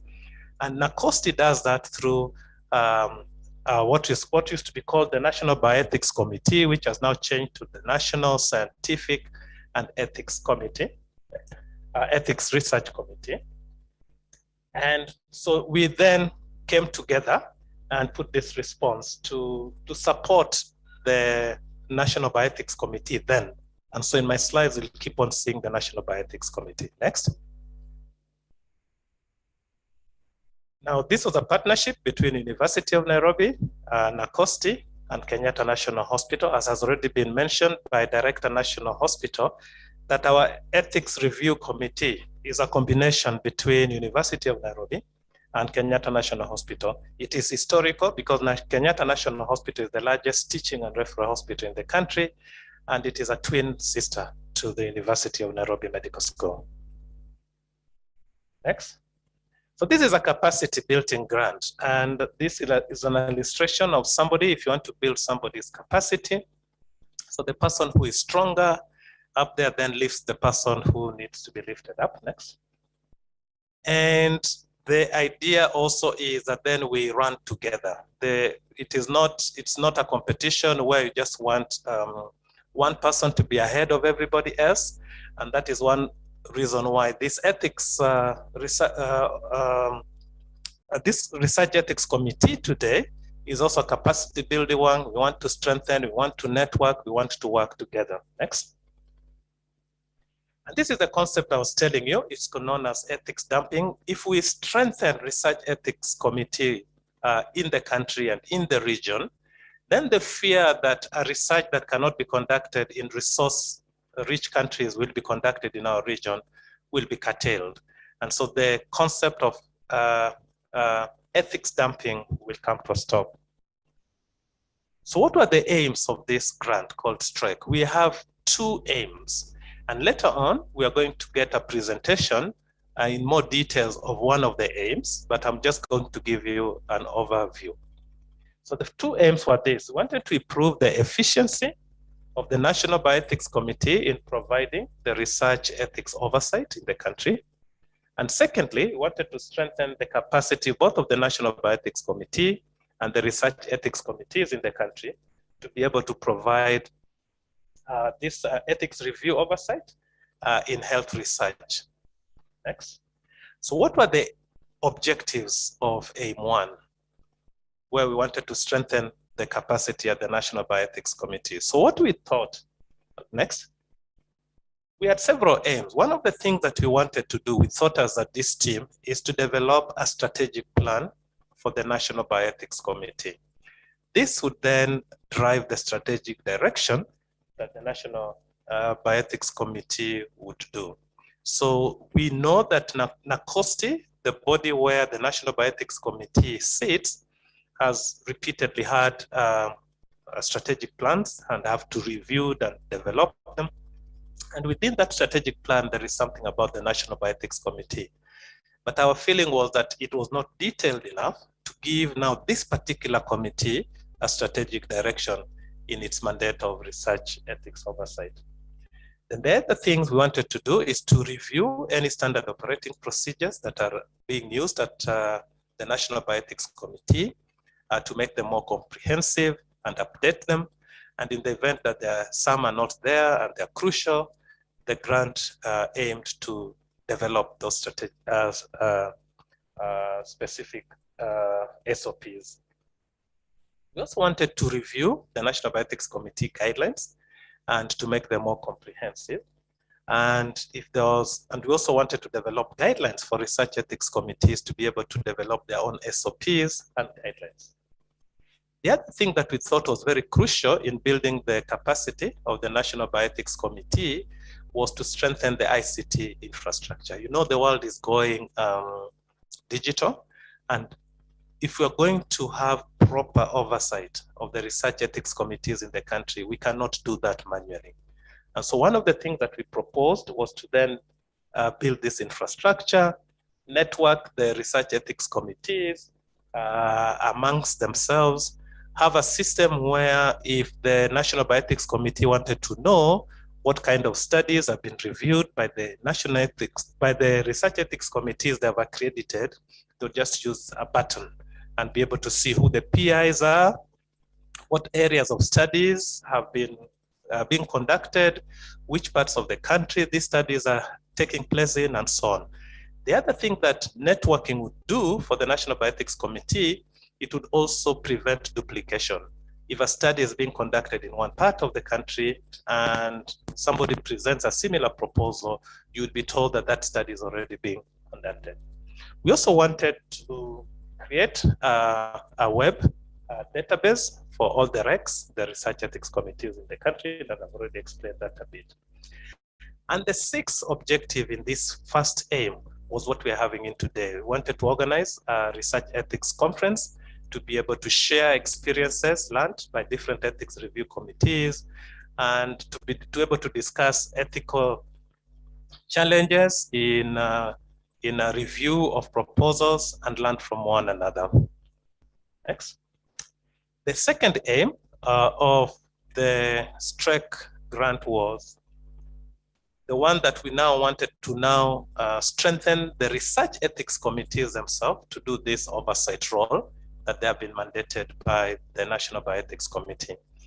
And here we wanted to develop a structured, a standard national training package. We know that there are many people providing a training for members of the research ethics committees, but we wanted to see what can we do to be able to standardize this training.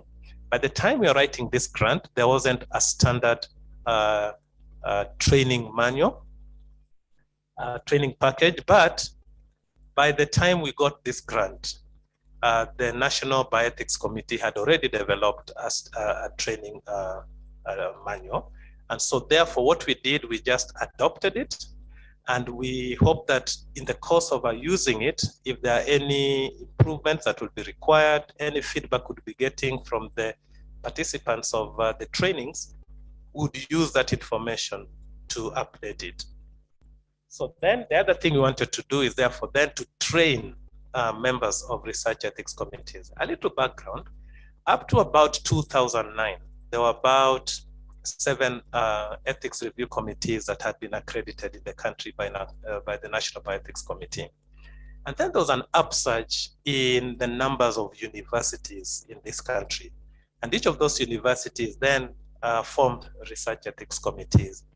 By the time we were writing this grant in 2016, 2017, the numbers had risen dramatically from 7 in 2009 to 23 in 2016. So within a period of 7 years only, a large number of ethics review committees had been formed. The original 7 ethics review committees that had been accredited, 2 of those were in Nairobi. So the distribution also of these research ethics committees was quite localized.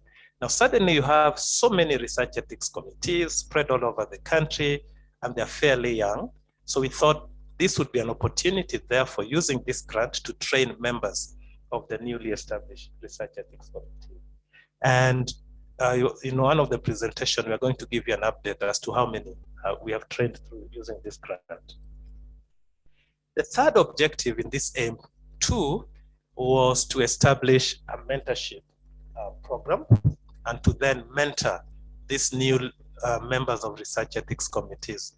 In this regard, we identified 3 research ethics committees that are well established. And again, you're going to hear more about that mentorship program.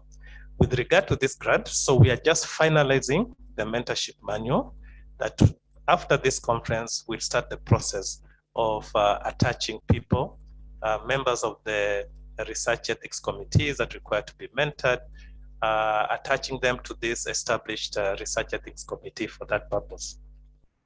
And then lastly, we also wanted to ensure that this project runs smoothly. And that is one of the mandate and the requirement of EDCTP. They cannot give you money. We were given this grant lent for 300,000 euros, and you do not have governance structures to manage that fund. So one of the things that we established was we established a partnership board. And this was a board that is chaired by the Director General of NACOSTI, and it had senior people from University of Nairobi represented by the Deputy Vice Chancellor Research, and Kenyatta National Hospital represented by the Director of Kenyatta National Hospital, the Director of Research in Kenyatta National Hospital, among others, the Principal of the College of Health Sciences. And their role was to ensure that the grant runs properly in terms of meeting its target, not overspending the budget lines that they had indicated, and so on. And that is just an overview then of the STREC project. I think that was the last slide. Next.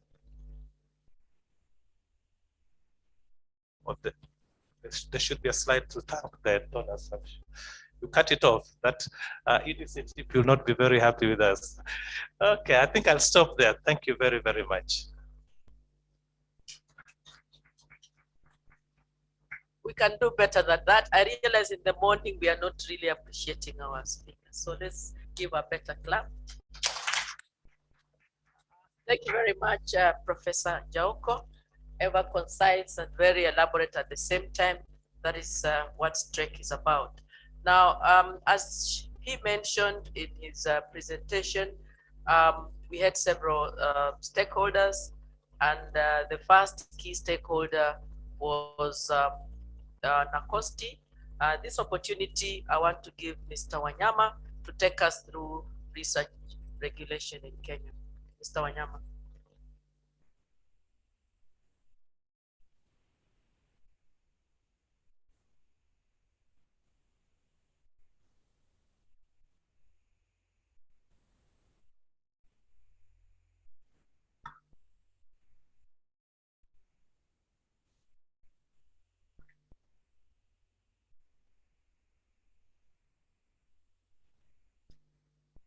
Good morning again, ladies and gentlemen. I'm here to make a presentation on research regulation in Kenya. I realized I needed to speak, not to strain my neck to look at the presentation. And the IT people have enabled me to do so. I hope it's going to be smooth. I want to begin by acknowledging some very important personalities here.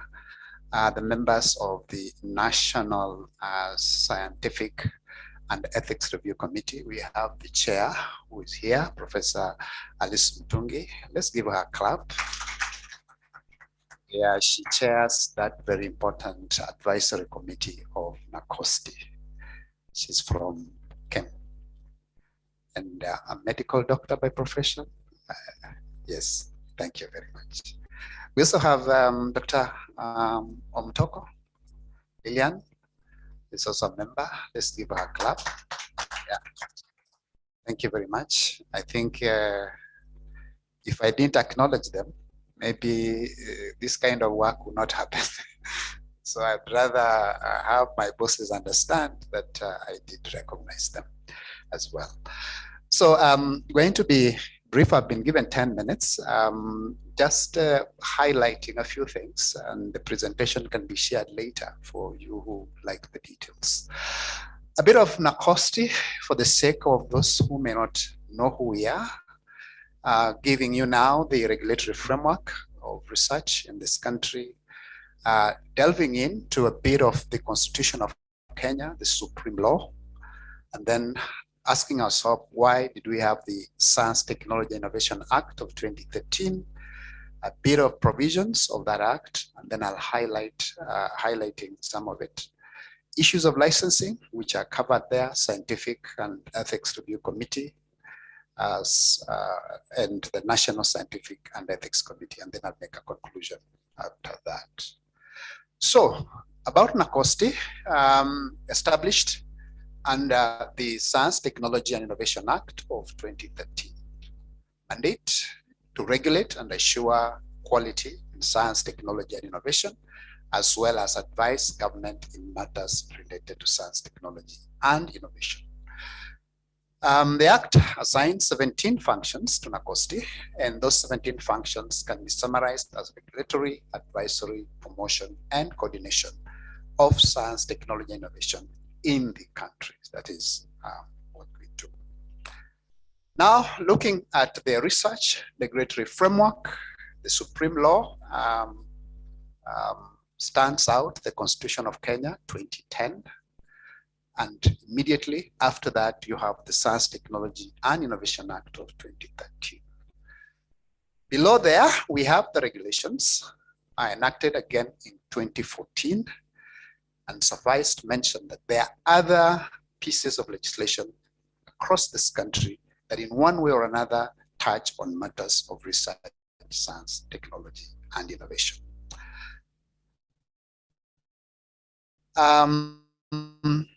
Within the supreme law, the Constitution, Article 11, subsection 2, very clearly mentioning matters of science, communication, information, and so on. B, recognizing the role of science and indigenous technologies in the development of the nation, and then issues of promotion of intellectual property rights under Article 11, subsection 2. 11.3, again, now mandates Parliament and says Parliament shall, meaning compelled Parliament, to put up the laws that now try to actualize issues of science, technology, and innovation. That is why it's there.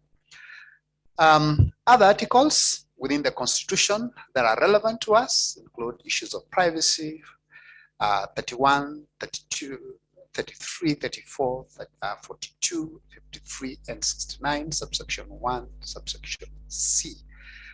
In one way or another, they deal with issues that revolves around ethics and research. And the reason why I'm mentioning them is for you to begin to see that issues of research ethics are well embedded within our Constitution of 2010, as well as the other pieces of legislation.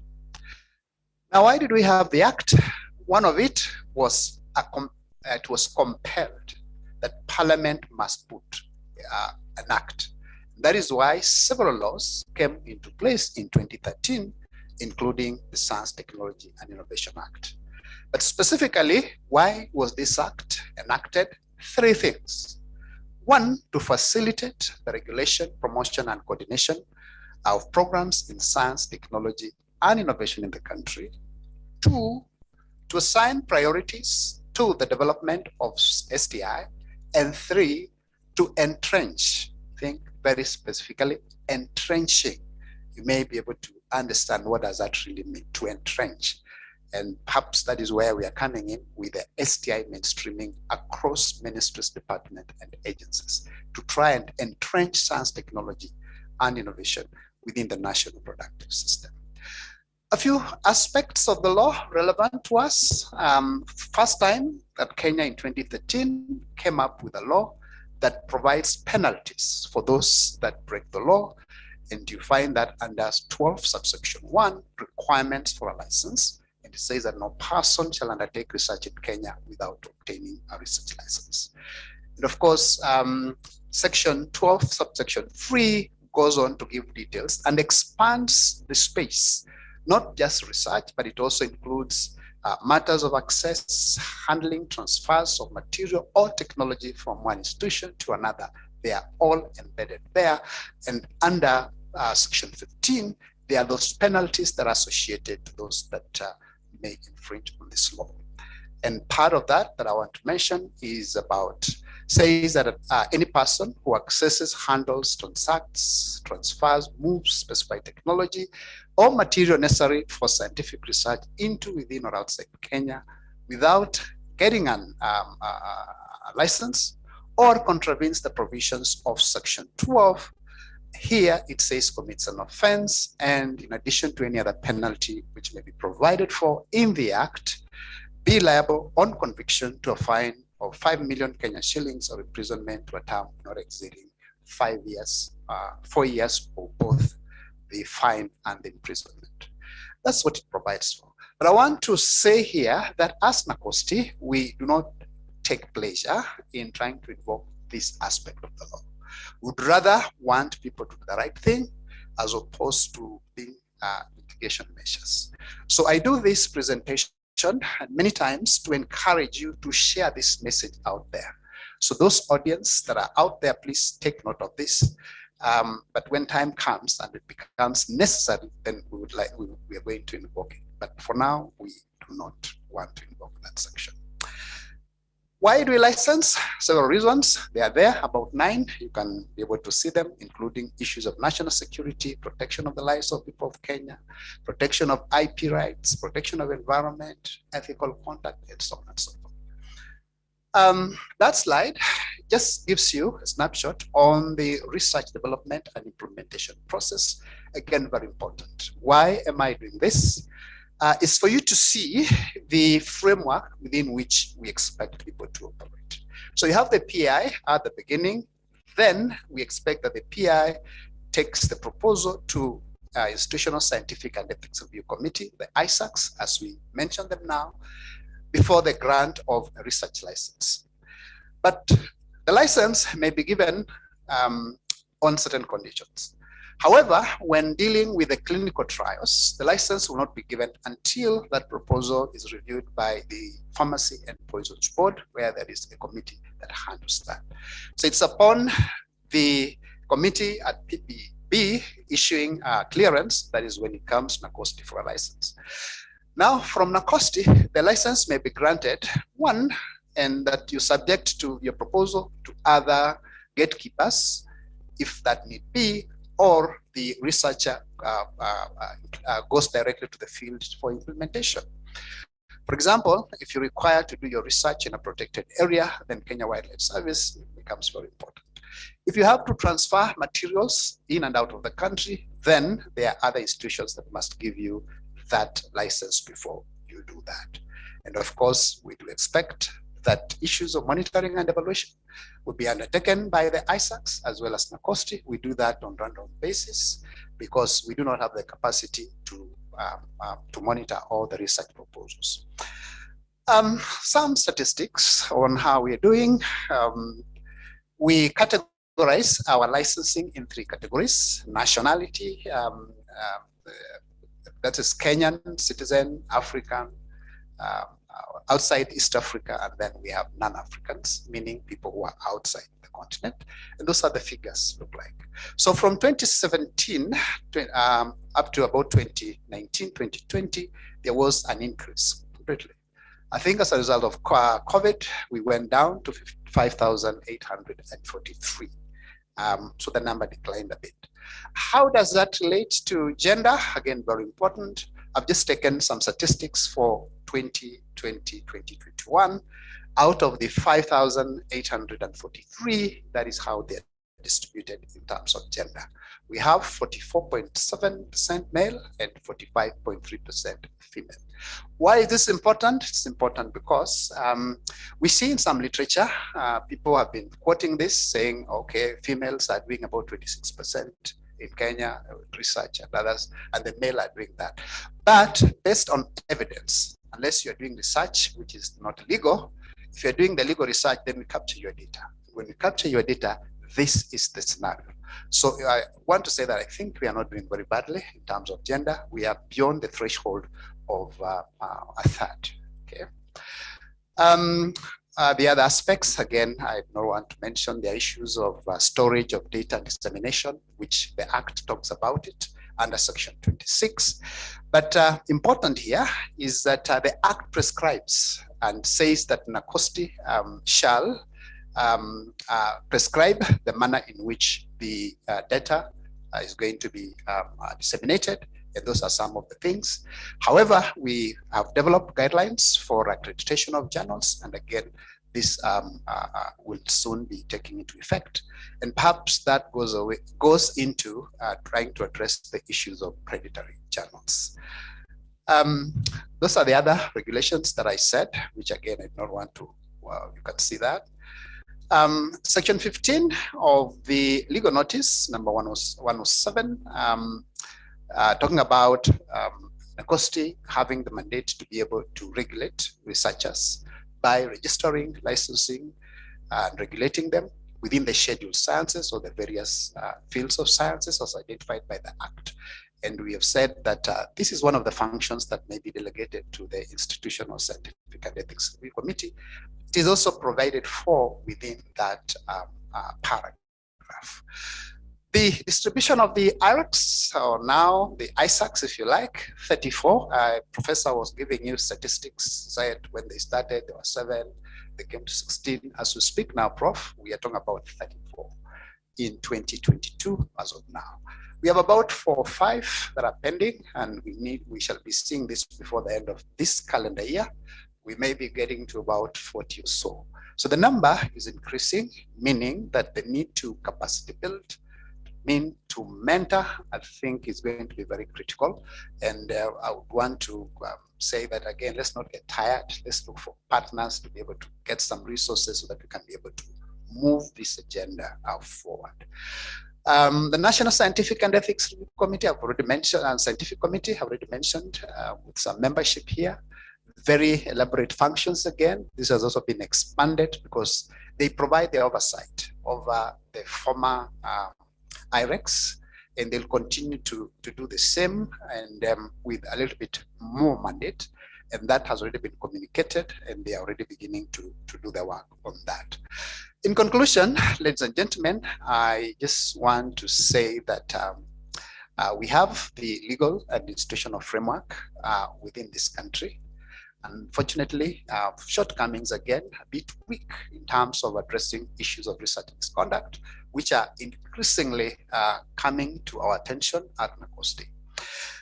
In view of that, the legal framework requires strengthening, and if it's to effectively address the current and emerging research misconduct issues and challenges.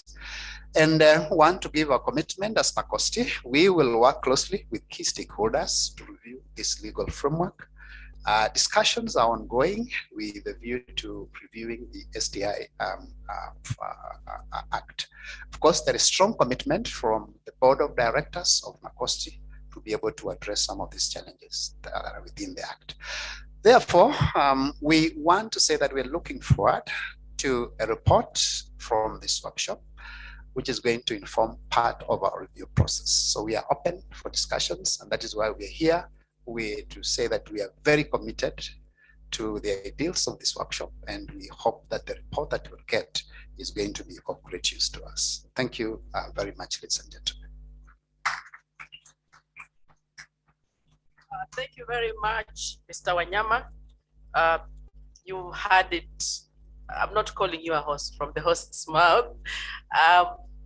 Just if you had doubts that we are doing things that are illegal, things outside the law, you've been told, you've been forewarned. So I think, thank you very much. It's always good to remind us. Now, I have the pleasure to start our abstract presentation. And our first abstract presentation will be from David Machaku from Muhimbili University of Health and Allied Sciences, Muhas, Tanzania, on a topic, factors influencing timeliness of ethical review in Tanzania, assessment of proposal review system. This is a topic I hold very dear. So I'm sure we have more people who are anxious to see how is it done in Tanzania. Here, we seem to have problems, isn't it? Yeah. So let's see how it is done or how it's proposed that we could improve. I think his presentation is online. He's joining us online. David Machaku.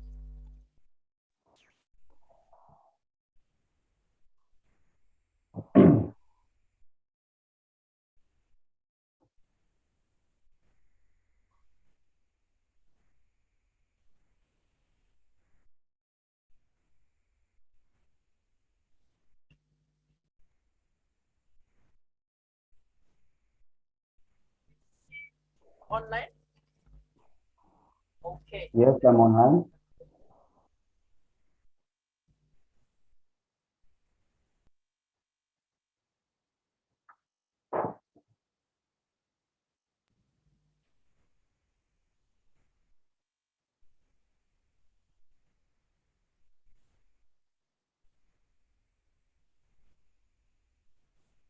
Thank you, David.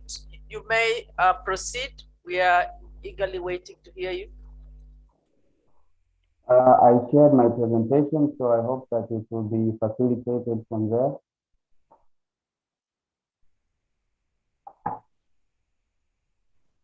Is requesting you present from here.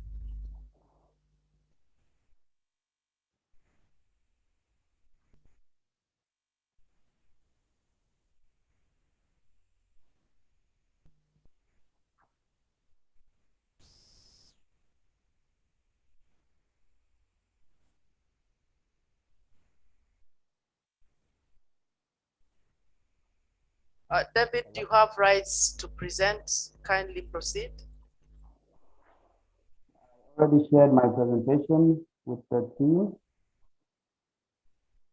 I'm having a little bit of trouble connecting, so I'm using my phone here.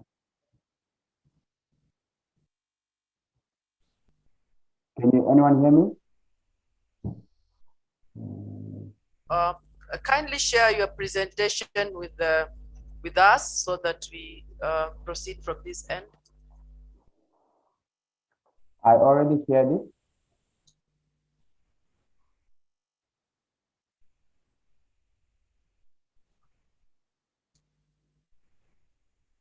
Hello?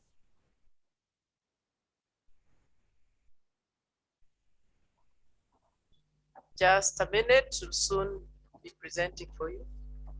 Okay.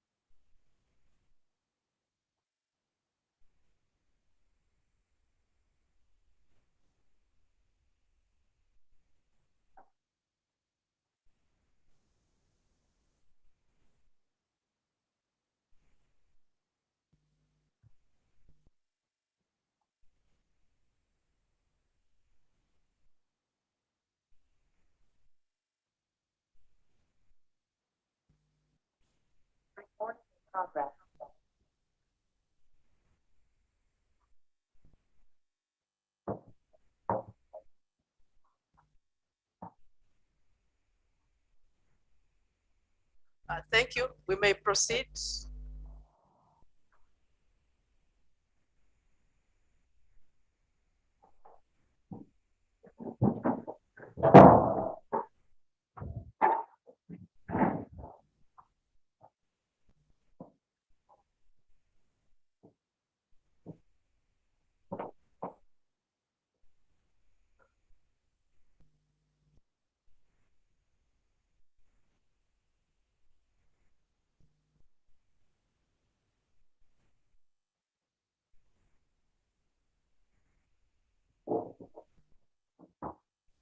David, are you with us?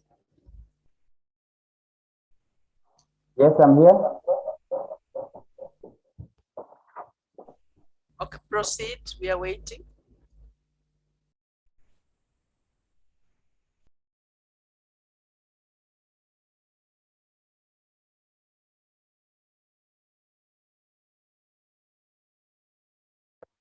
Sorry, is anyone controlling my presentation? Because I'm not doing it.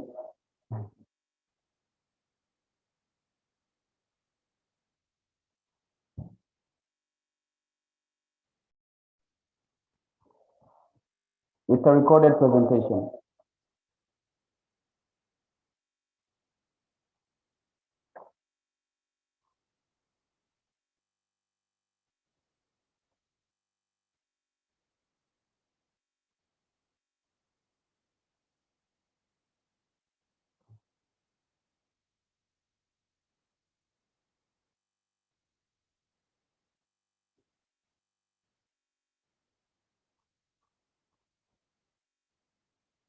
Hello?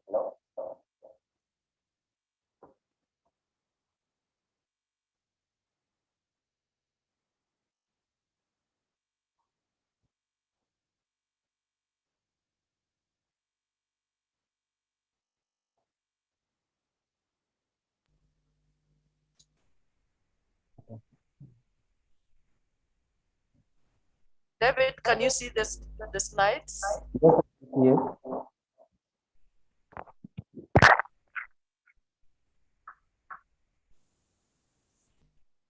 Should I speak because it's been recorded?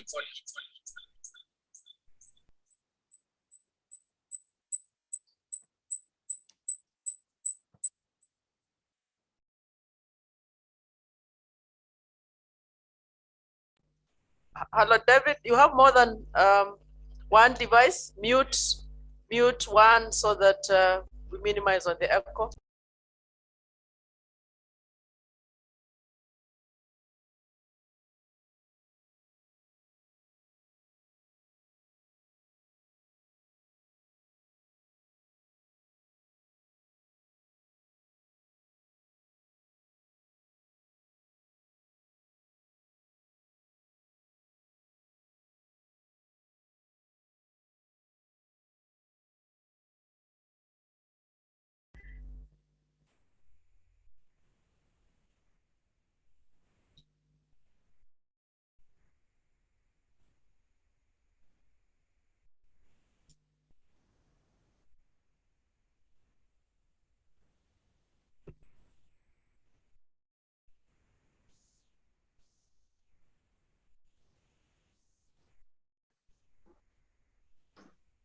Hello?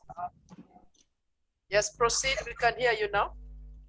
Thank you very much. I still cannot control the slides.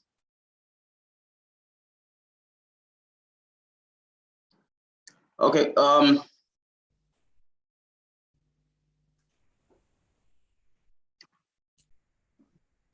going to speak about the factors influencing timeliness of ethics review in Tanzania. Next slide, please. So I will speak about my biography, background of the study, problem statement, objectives, methodology, and the rest. Abbreviations will be IRB, Institutional Review Board, Research Ethics Committee, Precursor Proposal Review System, PPRS. IPRS is the Improved Proposal Review System, Standard Operating Procedures as SOPs, and the National Institute for Medical Research, NIMRI.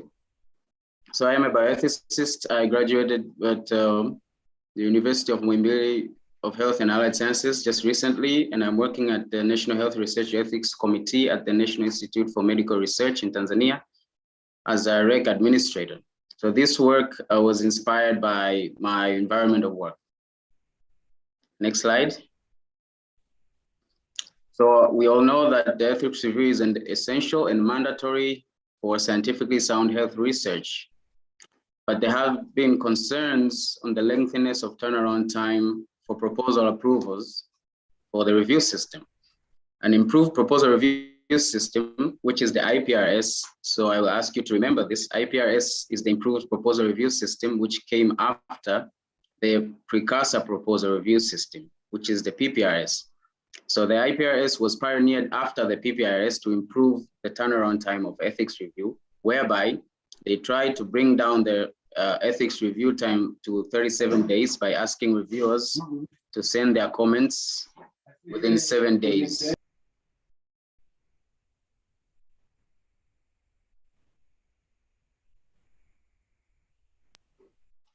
So the problem statement is that researchers have been concerned about review turnaround time,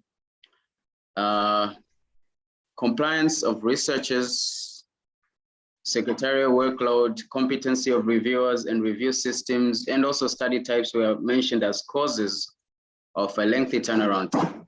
So the effects of this were withdrawal of proposals, delays in important results and interventions, also recruitment challenges and loss of funds and resources. So objectives were to assess timeliness of proposal review for two review systems, namely the one that came before and the one that was pioneered to solve the problems of turnaround time. That is the PPRS and the IPRS. But the specific objectives were to evaluate timeliness of review systems, to identify the phase of delay of the review process, and to evaluate the influential factors.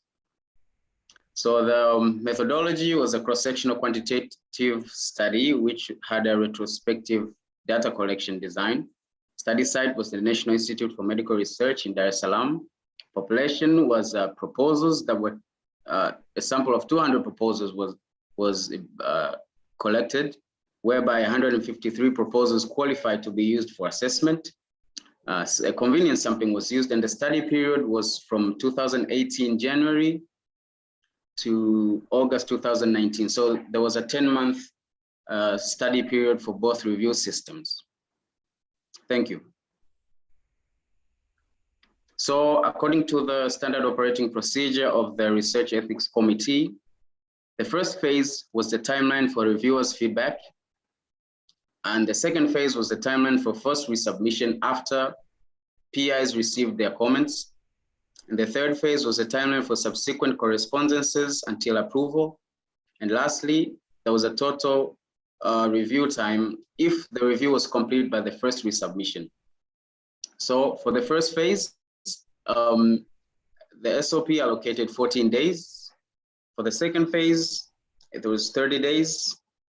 For the third phase, there was no time allocated. And so if you add the first phase and the second phase, that was 30 days plus 14 days, you get a total review time of 44 days if everything went according to plan. Next. So the IPRS was designed, sorry, can you go back to that? The IPRS was designed to reduce the turnaround time by reducing the time reviewers were supposed to respond to PI's proposals. That was 7 days. So if you reduced 14 to 7 days, you find that the total allocated time for review, if everything went according to plan, was supposed to be 37 days. So next slide. So we tried to look at how reducing the time of the first phase would ultimately influence the overall review time. And we found that for the first phase, the timeline for first reviewers' feedback was 13 days in the PPRS, but only 3 days in the IPRS. This is average times. For the second phase, the timeline for first resubmission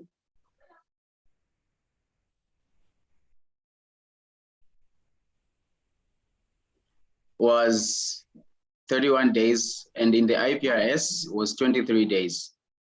For the third phase, timeline for subsequent correspondences until approval was 25 days and 9 days in the IPRS. So the overall review time was 70 days in the PPRS and 37 days in the IPRS. So we can clearly see here that timeline was significantly reduced. So if you check the last column, the differences in timelines in the first phase was 9 days, second phase was 8 days, third phase was 15 days, and the overall reduction in time and turnaround time of the review time was 33 days. So it was about a month. So we tried also to look at the factors by assessing the proposals. We checked the review system, the study type, researchers, reviewers, and REC administrators. So in the review system, we found that the systems, PPRS and IPRS that were used did significantly statistically influence the total review time. And when we checked the study type, we found that clinical trial studies had more review time compared to non-clinical trial studies. So for the researchers, we checked the qualifications, resubmission time, and number of resubmissions, where we found that the resubmission time, that is the second phase of the review process, had a longer turnaround time. And also the more the resubmissions that were made, ultimately the longer the review time. So for the reviewers, we checked the qualifications, initial comments, and the field of expertise, where we found that the reviewers' initial remarks, if it was major revisions or minor revisions or not recommended or as presented, they had a statistical influence on the total review time. And lastly, we checked the REC administrators' proposal screening time, which showed no statistical significance. So in conclusion, we found that the IPRS was effective in solving the timeliness issues of the PPRS. Timeline for first resubmission was lagging phase of the review process. It remains in the hands of researchers, but the other timelines can still be improved. And factors that were found to influence timeliness of the review process could be further studies over a longer period of time and qualitative. And the recommendations that were made, next slide please, were that researchers should make their resubmissions on time to shorten the review time. And the REC was advised to find ways to shorten the review time for clinical trials without compromising the safety of participants and integrity of research. Now, as a disclaimer, I will state that this study was only conducted at one research ethics committee, that is the National Research Ethics Committee, where there's a rich source of data. So the study findings only apply to this REC and they cannot be generalized. And this was a study done for the master's thesis. So thank you, everyone. I'm sorry for the disturbances that may have occurred. I welcome any questions and comments.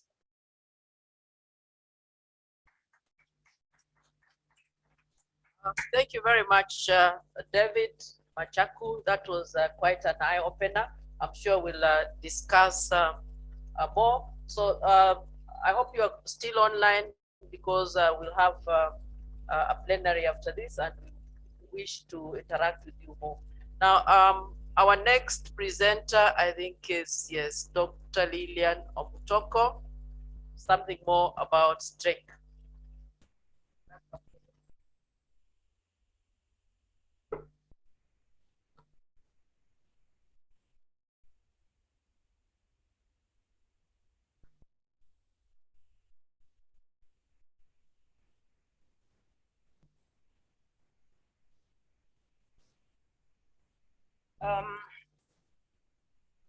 Good morning to everyone. I am going to make this presentation, and it's a build-up on the presentation that was done by Prof. Jaoko.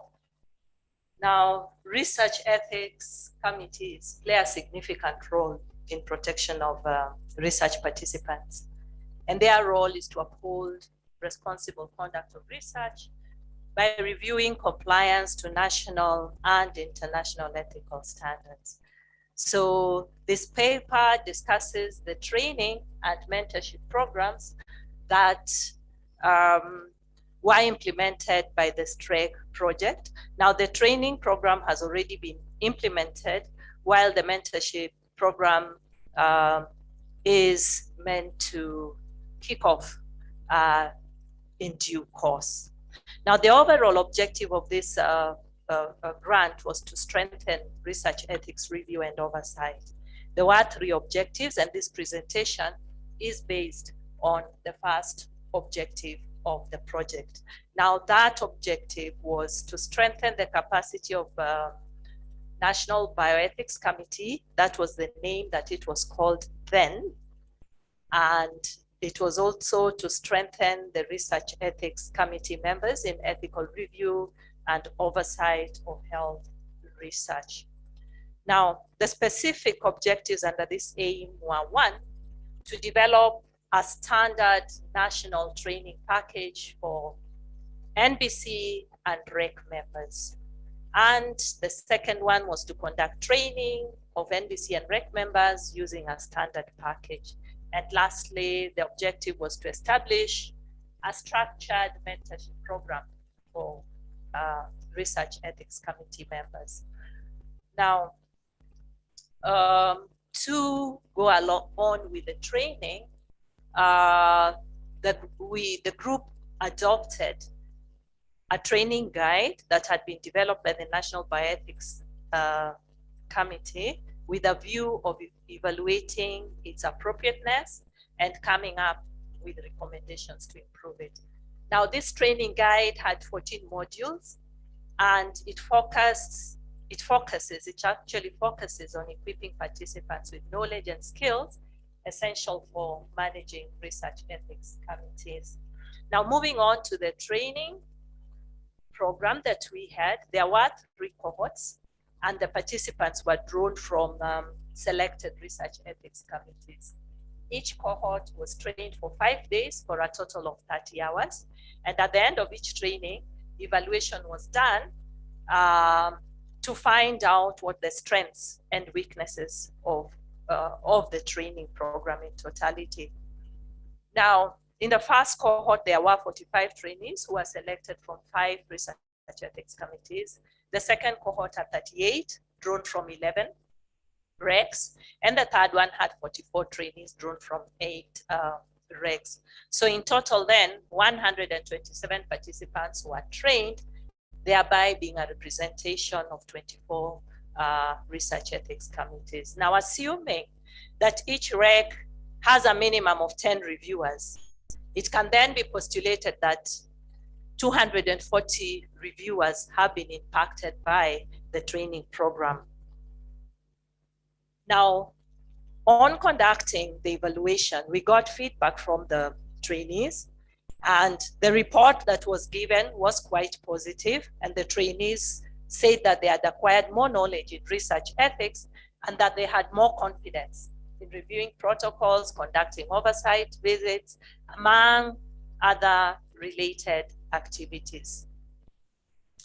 So what we achieved out of this aim and the training that was conducted is that we came up with a training package using the adapted training guide. So the training package consists of the training guide, PowerPoint slides, pre and post evaluation tests, and recommendations. So we expect that this package will be useful, and indeed it will be useful for improving the training guide and also training in research ethics. Moving on then to the mentorship program. This mentorship program was drawn from the third objective, which was to develop a structured mentorship program for REC members. Now, this mentorship program has a practical component, which is to be conducted at selected mentorship sites. We expect that 22 mentees will have been mentored by the end of the grant period, and it is also envisaged that the mentorship program will strengthen knowledge and skills of mentees, knowledge that is much needed by the Research Ethics Committee members. This program will be steered using a guide that was developed by the STREC team, and the aim is to enhance and support experiential learning of REC members who are interested in gaining practical knowledge and advancing abilities. Now, the guide identifies the criteria for selection of mentee committees and the mentees. It also contains program evaluation tools and the expected deliverables. So with that guide, it will be possible to run the actual mentorship program within the grant and also thereafter. So this far, 3 mentor committees have been identified and they have accepted to participate in the mentorship program. To realize the intentions, 22 mentees will be drawn from selected, accredited research ethics committees.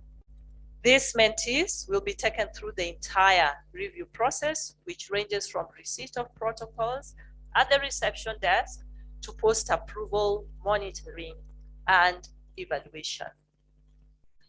The mentorship sites that were selected include the Kenyatta National Hospital, University of Nairobi Ethics Research Committee, the Kenya Medical Research Institute Research Ethics Committee, and the Moi University Moi Teaching and Referral Hospital Research Ethics Committee. So those are the 3 committees who will mentor the mentees. What do we expect from this mentorship program? We expect that 22 REC members will have been mentored by the end of the 3-month program. And we also expect that this program will be sustainable after termination of the project.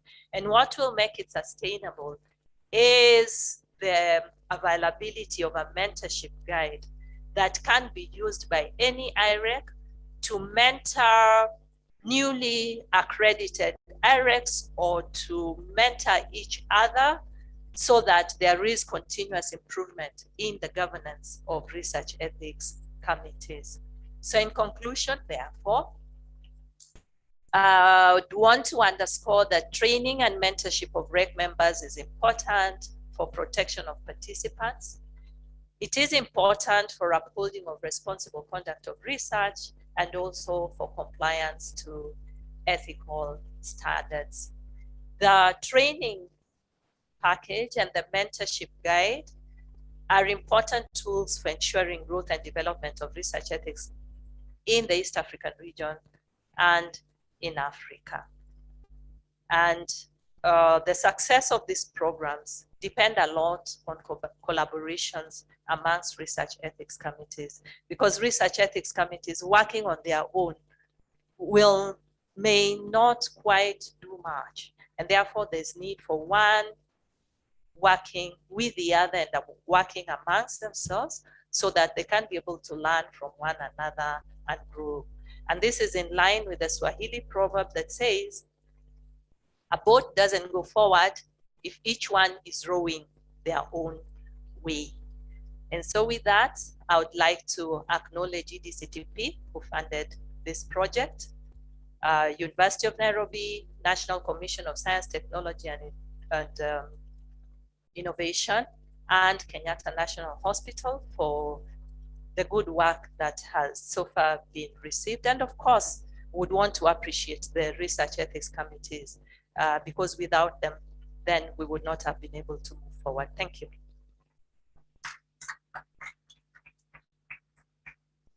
Thank you very much, Lillian. So you can see that EDTCP is doing a great job around here and everywhere else in improving and strengthening capacity. We sort of are running late on our timelines. I hope it's not reflected of how you even review proposals. But I have a suggestion. We have a presentation that is coming, one more, then we have a plenary session. I want to suggest that we'll have only one plenary discussion at the end of the 3 remaining abstracts. I think that will save on a few minutes. And so in that respect, those of you who are online, kindly indicate your questions on the Q&A, on the chat. I don't know which one is alive. Indicate so that those questions will guide our discussion during the plenary. So continuously, just as the topics come. So our next presenter is all the way from Somali. Is one Kasim Jimale. I hope Kasim is on the online. Kasim is our next presenter, and his topic is evaluating institutional capacity for research ethics in Somalia, a cross-sectional qualitative research, study. This is just exciting. We are sharing across the borders.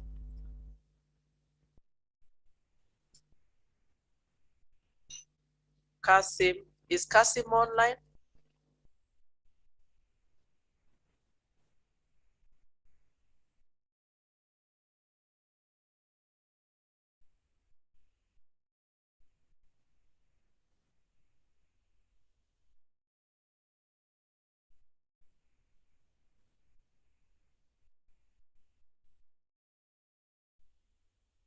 Okay, I think the rest of us, please prepare your questions for the plenary. After Kasim, we'll have Solomon Lugasi from Jaramogi Oginga Odinga University of Science and Technology, right here in Kenya, and closely followed by Mercy Odhiambo from the same university. So let's make our presentations ready. So we try to save us some time. Just as we wait, I wish to take this pleasure to inform you that amongst us, we have a representative from the UNESCO East African Regional Office, Mr. Ngandeu Ngata, and it's a pleasure that you are with us. I'm hoping that towards the end, we'll have a slot for him to just greet us. So feel welcome. I hope you are gathering some ideas and thoughts about what we are doing in the this area of ethics.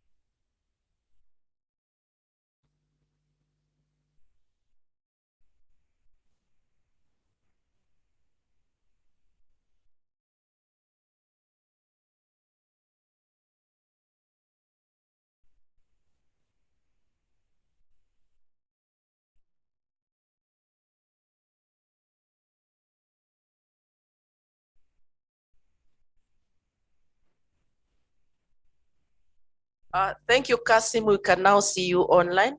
Kindly unmute. Unmute and so that we can start your presentation.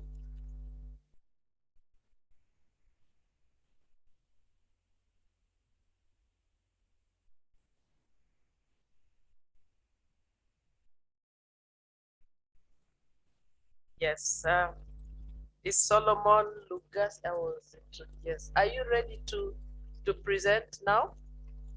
Kindly. Kasim, just continue preparing. We'll come back to you in a short while after 10 minutes. Let's give somebody else. Just trying to save on time. Solomon, you tell us something about yourself, other than coming from Jaramogi Oginga University. Yeah, so good afternoon. Dr. Solomon Omwoma.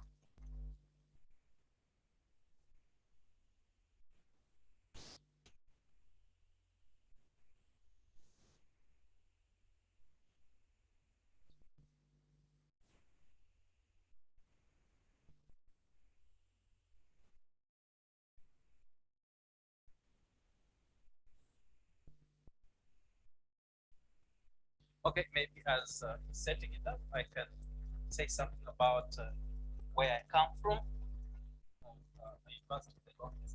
That is Jaramogi Oginga Odinga University of Science and Technology, the fifth. Yeah. Yeah, I'm a chemist, so a little bit away from the ethic reviewers. And you would ask, what is a chemist doing here?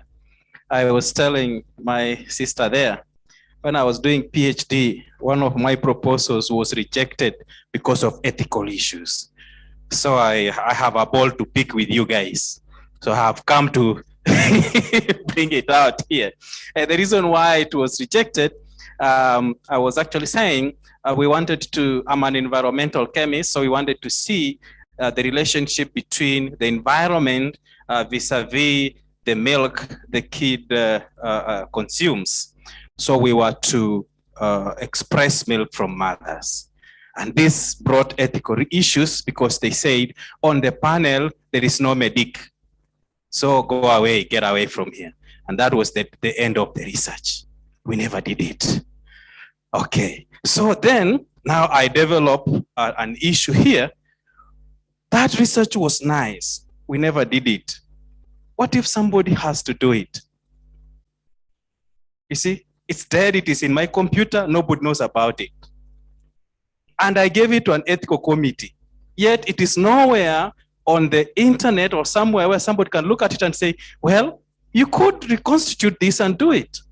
So then I saw some of the objectives our PI was sharing, and I saw he wanted to develop a database of the researchers.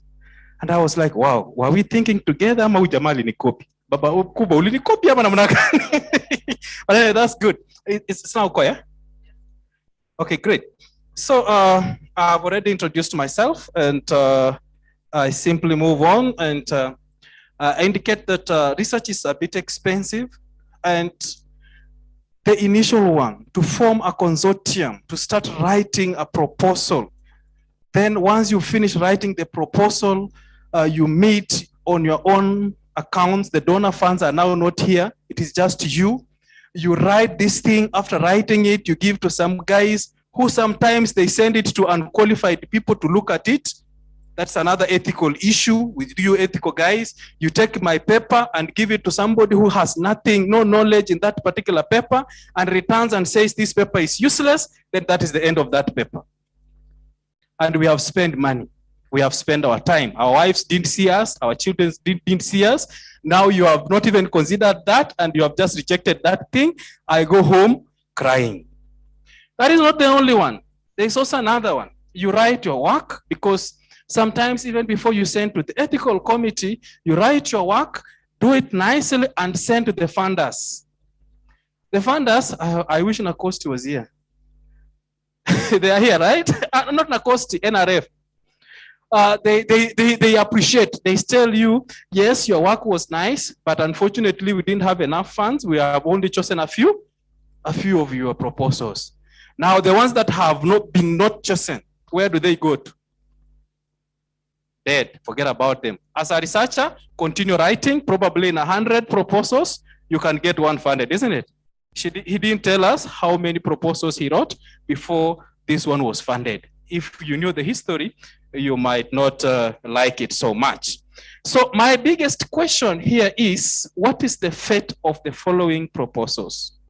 One, the one rejected by the ethical committee. Two, the one rejected by the funders. What happens with them? They have good ideas, but ethics rejects it because they say it didn't follow ethical protocol. Funders rejected it probably because they didn't have enough money or it was not within their objectives. What happens? Nothing. Now, question is, how about if we created an algorithm that puts this thing in such a way that I as the PI and others, we own our research that we have written. We own it, it is ours. Even if you don't fund us, it is still ours. Even if the ethical committee does not accept it, it is still ours. If anybody wants it, he has to ask me to license. And by the way, I just didn't also say, I'm also the one in charge of intellectual property with the university. I have trained masters in intellectual property. And therefore, this being a matter of intellect, I strongly believe the author has to benefit. The author has to license anybody who wishes to use it. This can only happen if we have an algorithm that can actually accept all this. So my suggestion, I have only 15 minutes, I only present a suggestion, that the guy who has written the proposal submits the proposal to either the funders or the ethical committee. The ethical committee has to create a database, as he said. This particular database has to be opened to other users through just an archival number. You're not looking for so much, just an archival number. This archival number can be shared by the funders, and it can be indicated as either active, funded, or unfunded. But the objectives and the ideas are there for everybody to see. I can refer to it. If a particular organization has called for funds, I can just use the number and they have the whole research. Even the findings, when they come, they are still tied to the archival number. That this particular research objective was done successfully or not done successfully. I have seen so many research that are funded with negative results. And some of them, they just die. And most of them, if you go to NACOSTI database, you will find so many dead. No, not NACOSTI, NRF. I keep on confusing because by 2012, you guys were together. So you are not separated. So if you go to NRF database, if they have time, they will tell us how many research have been funded and are successful. They have results. What I mean results, I mean products. I don't mean papers. That could be an issue of another day. We have deliverables. And most of the research, the only deliverable they give us is papers. Go for the other deliverables, hakuna. So what happens? Are we developing this nation? We only have a paper, and what about the other deliverables that you had started? So all these issues, I would wish all of them, if they could be put together, both pre-ethical review and post-ethical review, put together in a particular algorithm, and this can help us achieve quite a lot. So basically, that's what my the algorithm I have suggested can do. And this can avoid joyride on written proposals. I was telling somebody, there was another research we were to do on gold mines. We wrote a nice proposal, but we didn't get funding. So I was attending another seminar somewhere, and somebody was presenting the same proposal, same things, and I was wondering, huh? Did it get leaked? We were just thinking together. Things which brings in another issue, very important issue when you guys will retire, consider also about plagiarism and similarity index check. Those two are not the same. Plagiarism is different from similarity index check. Similarity index check falls under ethical review committees that are supposed to do it and tell us, okay, how similar is your work from other people similar? But I was telling people, I can plagiarize your work with a 0% similarity index. So those are, again, issues, two issues that committees can have a look at and find out how we can avoid that. Recently, there was a thesis, of course, all of you knew about it, that passed in a university somewhere, and somebody in USA said, this thesis has been plagiarized. It had 0 similarity index, but it was plagiarized. Okay, so great, guys. In conclusion, I'm saying that kindly let us find a way of appreciating authors who are writing proposals that are complete and achievable, however not funded. Thank you so much. I wish to appreciate my university. I also wish to appreciate WIPO for giving me knowledge, ARIPO, and Africa University for my studies. Thank you so much.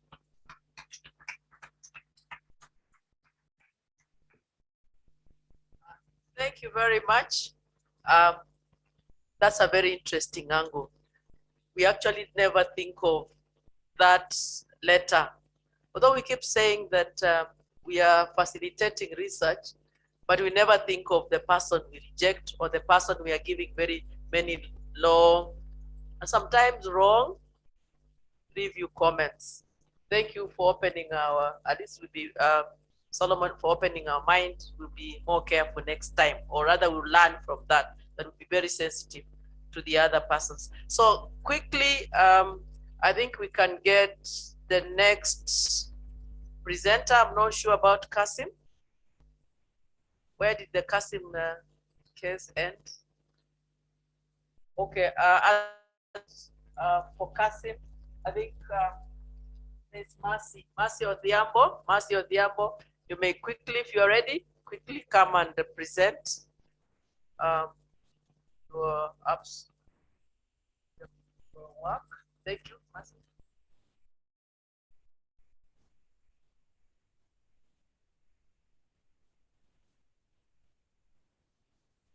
Good afternoon, everyone.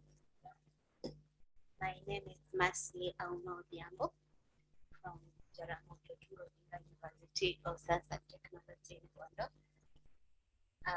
I'm a technologist in the physics laboratory, and I'm also a student currently doing my master's in physics at Maseno University. I'm also an intellectual property expert. I did my master's in Africa University in Zimbabwe. So my topic, I want to talk about exploitation of industrial designs by small and medium-sized enterprises, copy-paste in the Juakali manufacturing sector in Nairobi, Kenya. Did the work together with Dr. Solomon Omoma.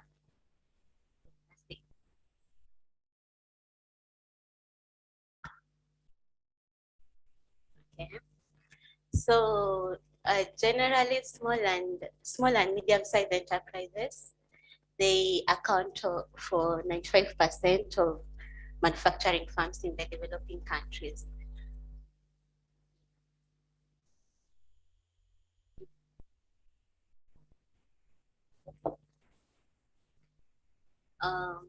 They create jobs, contribute to the GDP, aid in industrial development.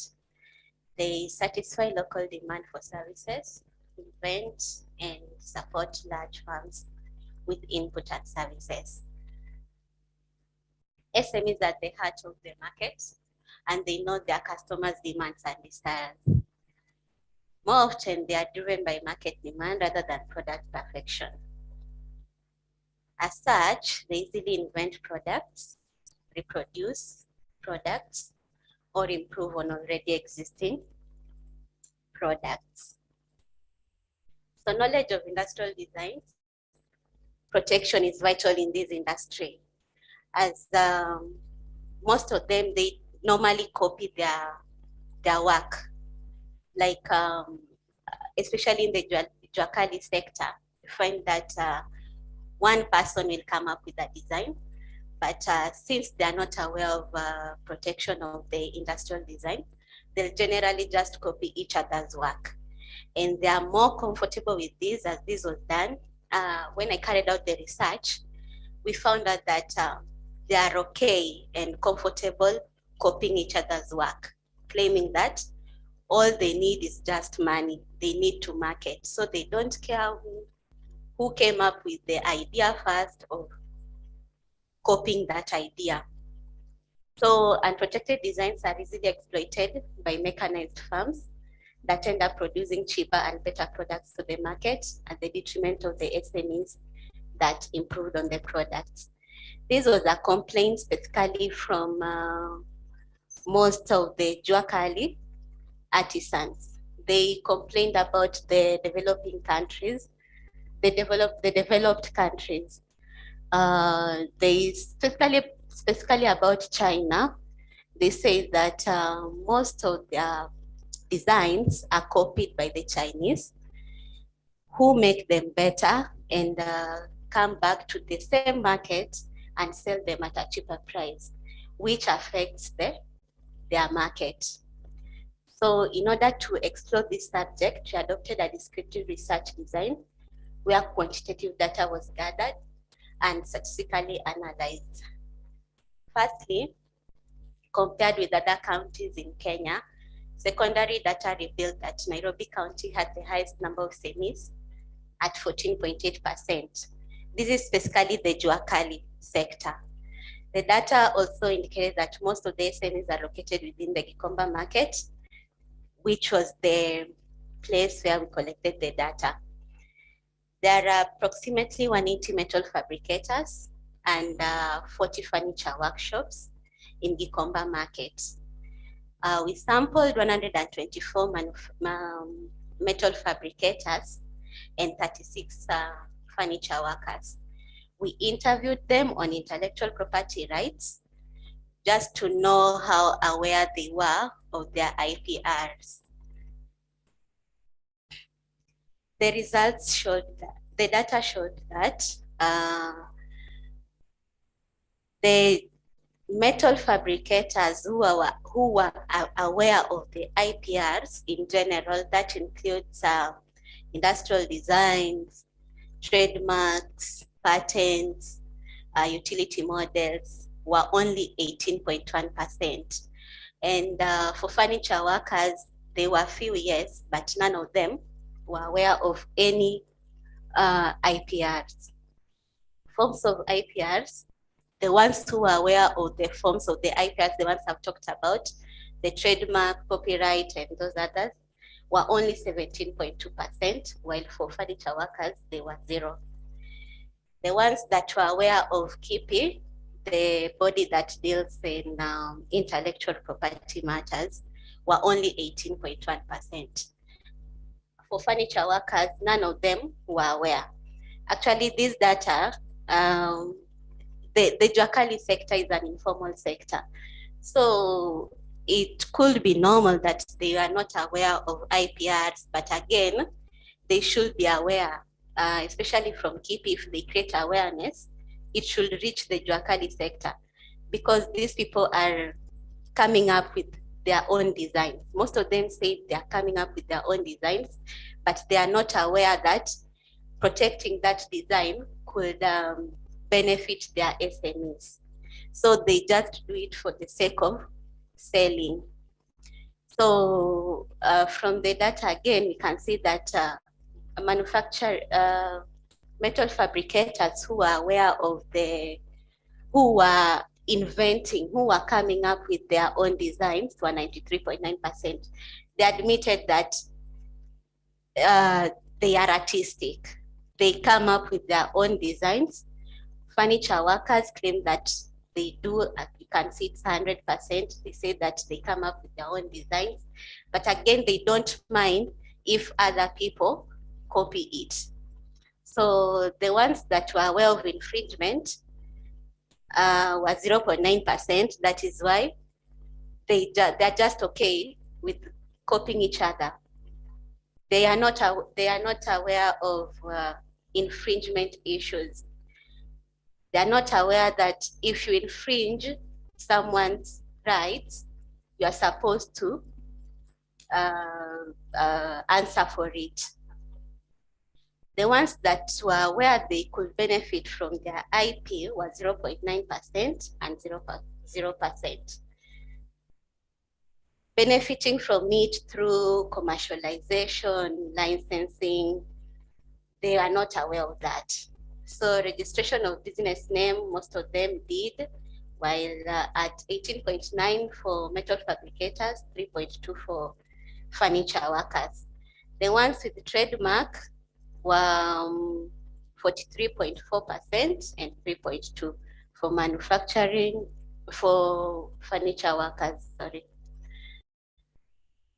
So since most of them are not aware of intellectual properties, which means they are not aware that you could register your designs. That is why we have 0% for design registration in Kenya. Again, 0% for design registration outside Kenya, because you can actually register your designs in Kenya and register outside Kenya as well. They are admitted to copying each other's designs. Like I said earlier, they are okay as long as they make sales. If you have the same, let's say, like they make a popcorn maker. If your neighbor has the same design, you don't care. Whoever sells first, that is what matters. So the ones where they admitted to designing their inventions, you can see it's at 61.2%.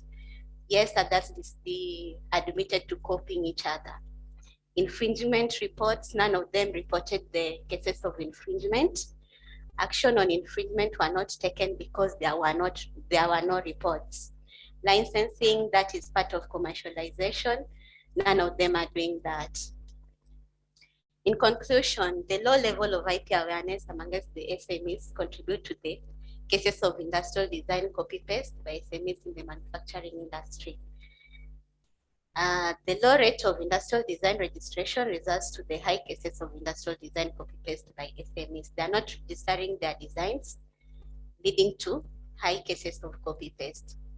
Lack of IP enforcement, this is where they could report the cases of infringement, which is not being done, leads to high copy-paste of SMEs, of designs by SMEs. Then lack of commercialization contributes to the low level of exploitation of industrial design by SMEs.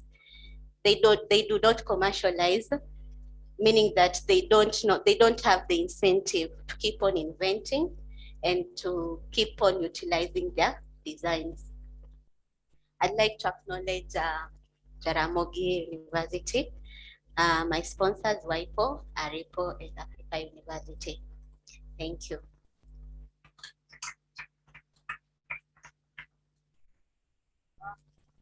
Thank you very much, Mercy. Although they said the universities has a long name, maybe very many kilometers from here, but we can see they have great ideas that can open and even open new ideas, even the scope of what we research on. I am challenged, and I really appreciate the good work you are doing.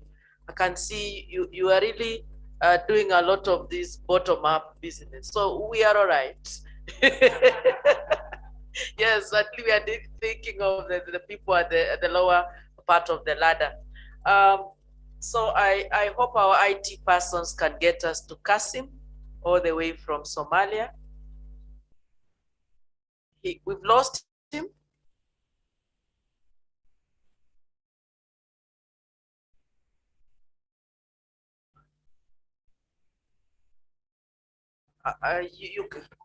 Yes.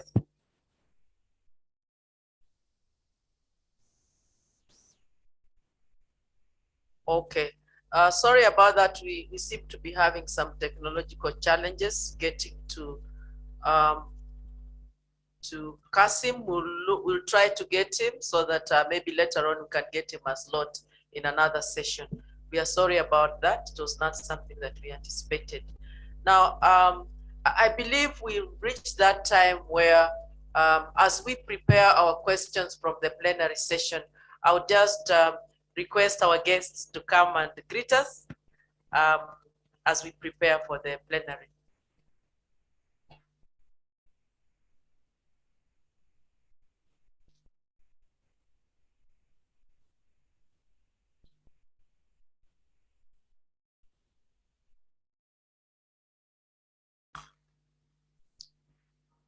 A very good afternoon to everyone. My name is Ngandu Ngata Uk. I'm from the UNESCO Regional Office for Eastern Africa. We are based here in Nairobi. We cover 13 countries in the region, but UNESCO, which is headquarters in Paris, in France, has a presence in all the region in Africa. My being present here is thanks to the invitation from Professor Onjaugo and Lilian, which I want to thank very much to have allow us to be here. Our being here also is related to the work UNESCO is doing in the area that brings us all together today. That is the work in the field of bioethics and ethics of science and technology, which is an important area of work of our organization, and which very much align with all the discussion we have had since this morning. And I would like to just briefly outline some of the areas of this engagement in line with the 5 main functions of UNESCO. The very first function is that of laboratory of ideas, and from the different presentations since the keynote in the morning to the very brilliant intervention and the abstracts presented, you see a lot of new ideas coming in, new trends, new challenge related to issues related to ethics and the evolution we are dealing with. And this is also an important work UNESCO as an intergovernmental organization we are trying to bring forward. And this laboratory of idea function of UNESCO is really capitalized through important international body we are setting up, such as the International Bioethics Committee or the Intergovernmental Bioethics Committees, which are conglomeration of experts from across the world that guide the work of the organization in terms of different new knowledge, new thinking, new insight to better support our member state in these different areas. Another important area is that of standard settler. UNESCO is a standard settler. All the work we are doing need to be guided by proper guidelines, by proper standard. And Prof in his morning has said how important this is from the perspective of ethics. If ethics does not support everything you are doing, the research is kind of doomed. And from that area, the standard settler function is about normative instrument that UNESCO is designing at the global level, certainly, but which needs to be embedded at the national level. And the presentation from Dr. Boniface Akosi was giving you a clear insight on how this should translate at the national level to really help regulating the work we are doing. Another important, and from the perspective of that standard setting, maybe mentioning some of the latest instrument UNESCO has developed in the area of bioethics and ethics of science and technology. That is, for instance, the recommendation on ethics of artificial intelligence. The keynote speaker this morning also highlighted the importance of areas related to artificial intelligence. And whether we want it or not, this is more and more influencing our work, and we need to have a better regulation of the areas related to artificial intelligence and how it can contribute to improve the work we are doing, while putting the human dignity at the center. And another instrument is one related to open sciences. We speak about the development of new knowledge. How do we make sure they are shared in a very equitable way? That development or research is not just what is coming from the north, for instance, decolonizing some concept as the keynote speakers was referring to, and how do we make sure this happens? And the project that is gathering us today is really also a kind of good platform to engage such conversation. The clearinghouse function of UNESCO is another dimension where we gather good experience from different areas to showcase their comparative advantage and to support our member state in using them to improve or to address some of the national issues they are having. But contextualization here also is particularly important, as was highlighted in our conversation this morning. I want to briefly also mention the function of capacity builder of UNESCO. And this platform is also a very interesting capacity building opportunity to enhance our knowledge on issues related to ethics, bioethics, and ethics of science and technology. UNESCO has relevant program to support member states in the development of national bioethics committee, in the capacitation of members of national bioethics committees, and so on. In Kenya, and that is the case for every member state of UNESCO, you have a National Commission for UNESCO. And the National Commission for UNESCO in Kenya has also been very instrumental in putting together relevant proposals that were funded by UNESCO to support, for instance, Health Ethics Committee or Institutional Ethics Committee, different stakeholders working in those environments. And I can remember very recently a workshop that was happening at Egerton University in that very, very focus. Maybe lastly, it's about highlighting the function of catalyst for international cooperation that UNESCO is. As I told you, it's an intergovernmental body bringing together 192 member states and other that have a status of observers. So this is really a huge umbrella for bringing different thinking that are supporting the different areas of work of the organization I've highlighted initially. So in a nutshell, is to appreciate the opportunity to have us here. I was not meant to do a presentation, so let me not take too much of your time. And to thanks again the opportunity of being there with you. You can always count on UNESCO, despite the fact that we are not a funding organization. We used to say in the among our UN family that we are the intellectual part of the UN. We are coming with ideas, and we support with ideas in our member state. And these ideas are nothing without the gathering like the one you are, because we are nurtured from the thinking coming from you to better report and engage with our member state and guide them in the different work stream we have. So thank you very much, and wishing you all the best in this very interesting work you are doing, and many more success in kind of negotiating and acquiring such grants to improve our working environment in the areas of ethics and science and technology. Thank you. Thank you very much for that good speech to us and good message to us. Now, we want to go to our next session, the plenary session. I'm sure some persons you inclusive, have raised some questions. We want to, our presenters and some of our speakers will assist us answer some of the questions. So I think we'll start with the questions that are online, and then we'll come to the questions that are live. So Dr. Mtoko, maybe take us through the first question. Okay, thank you, Dr. Mugune.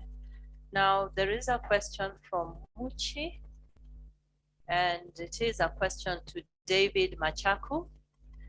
David Machaku, the question is, I would like to hear more about the review process highlighted from Tanzania. There were days indicated to constitute average times for response by reviewers, for example, 7 days.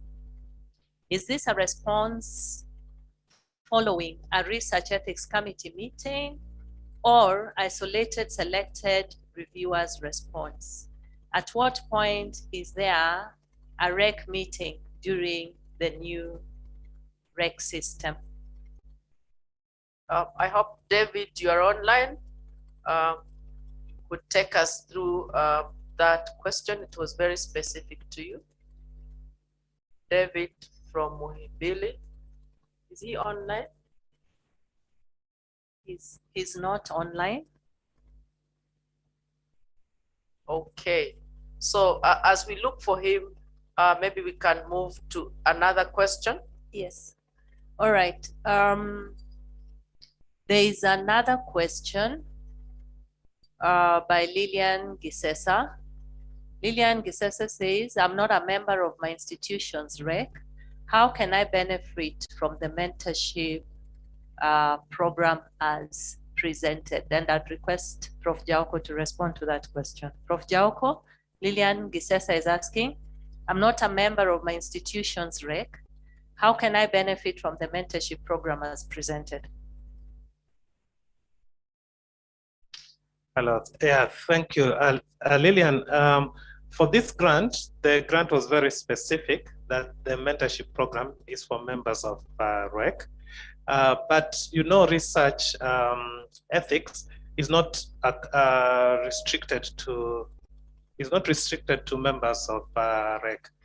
Research ethics should be something that not only members of RECs are familiar with, but researchers and students, and even the community. We are getting into a point where members of the community where research is being conducted should really be familiar with the research ethics.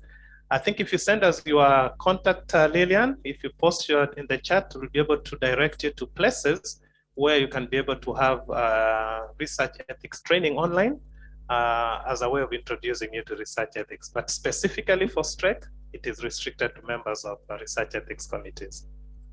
Thank you, Prof. Don't return the microphone.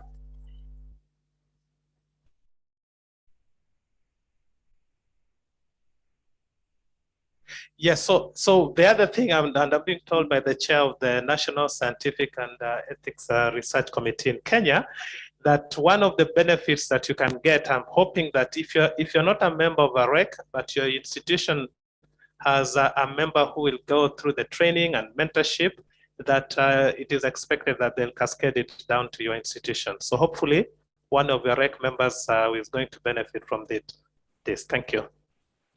Thank you, Prof. Please don't return the microphone. There's another question for you from Kennedy Ogueno. The question is, what measures can be put in place to support young scientists who run their own epidemiological research funds in order for them to get grants and be global? Okay, so that goes beyond research ethics.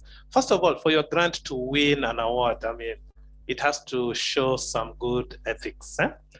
So one of the components of writing a good proposal is that you should have a very good description of the ethical considerations that you're going to make in the conduct of your research. But when you are talking more about research proposal writing, which is a slightly different topic, and I'd be glad to engage with you on research proposal writing. But I think the first thing is to win a grant, it has to have good science. If you're writing a scientific proposal, it also has to have good justification. It has to fit within a research agenda of the funding agencies, and it also has to have good ethics. But so it goes beyond just research ethics, but I'll be glad to engage with you further. Thank you.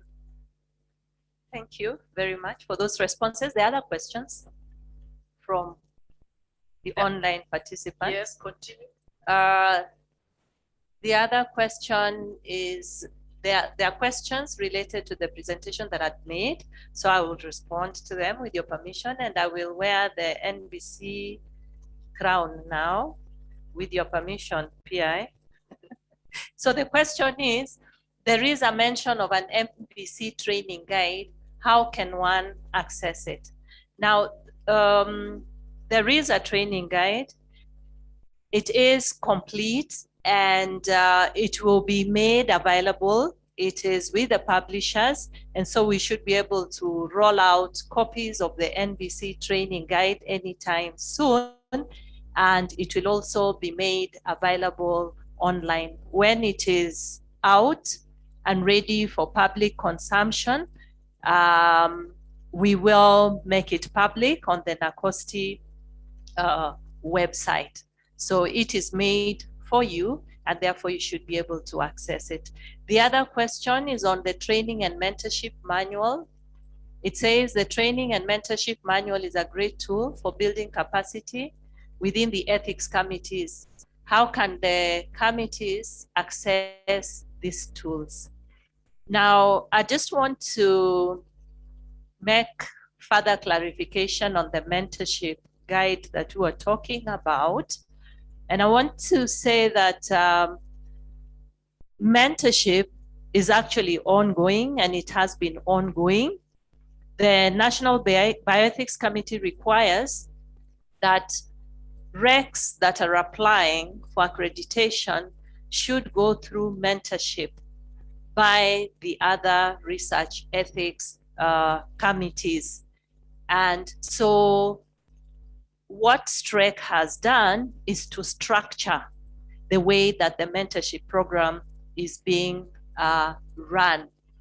Again, for the mentorship guide, it will be available to the public, and we will see how best to put it up. And I'm sure that this is one of the tools that will be available within the NACOSTI website. So thank you very much for those questions. Thank you. Now, Khadija has responded to the question that was asked to David about the review system and the responses from reviewers.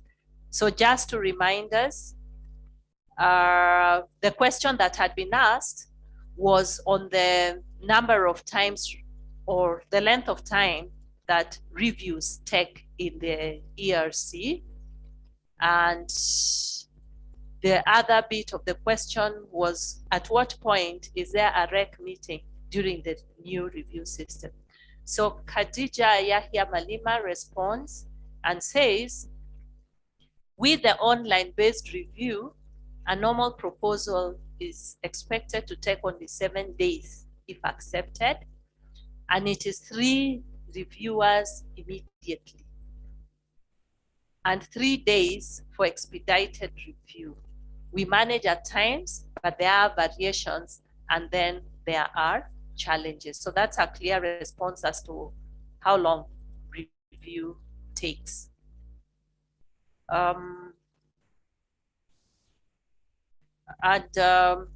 Khadija also clarifies that their rec meets twice per month.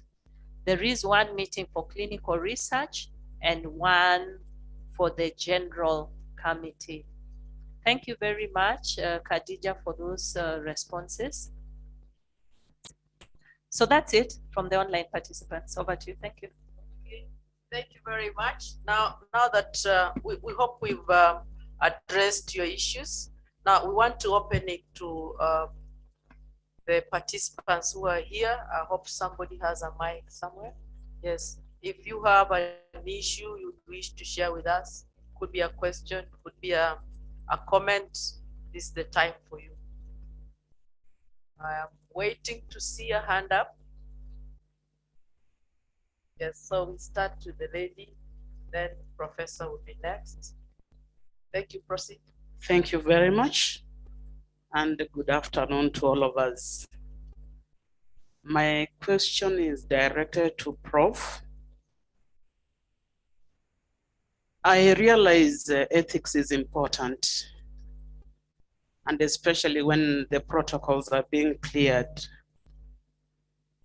But I am having a concern, especially from the field where I come from, social sciences, that the section of ethics is not given elaborate kind of teaching as the rest of the parts of research, like methodology and all that. When a student has written a proposal and it is being subjected to review, you find they have just put a very small section of the ethics, which many times does not give the details on how what should be done.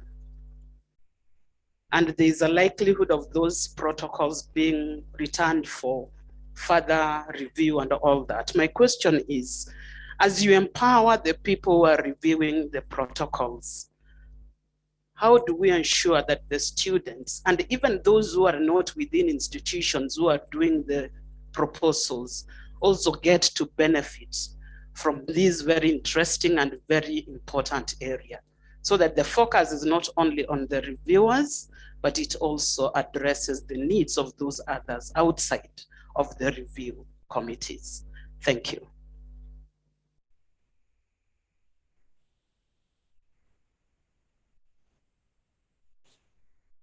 Yeah, so I think that's a very, very important question, because if you are saying that we want to strengthen research ethics in the country, it should go beyond just the reviewers, but also the researchers, the scientists who are going to conduct this research. And it's a difficult question because there's also a responsibility of the institutions that are training to ensure that people are trained on research ethics. And you're right, if we're able to integrate the concept of research ethics when people are still students, when you still have students within the institution, so that they're really, really, really conversant with the issues, research ethics, you will have gone a long, long way. But that is more complex within the institutions themselves. You need to review your curriculum to maybe even have a common course, common undergraduate program or a common postgraduate program on research ethics. That would be some way that we can be able to really integrate research in this country.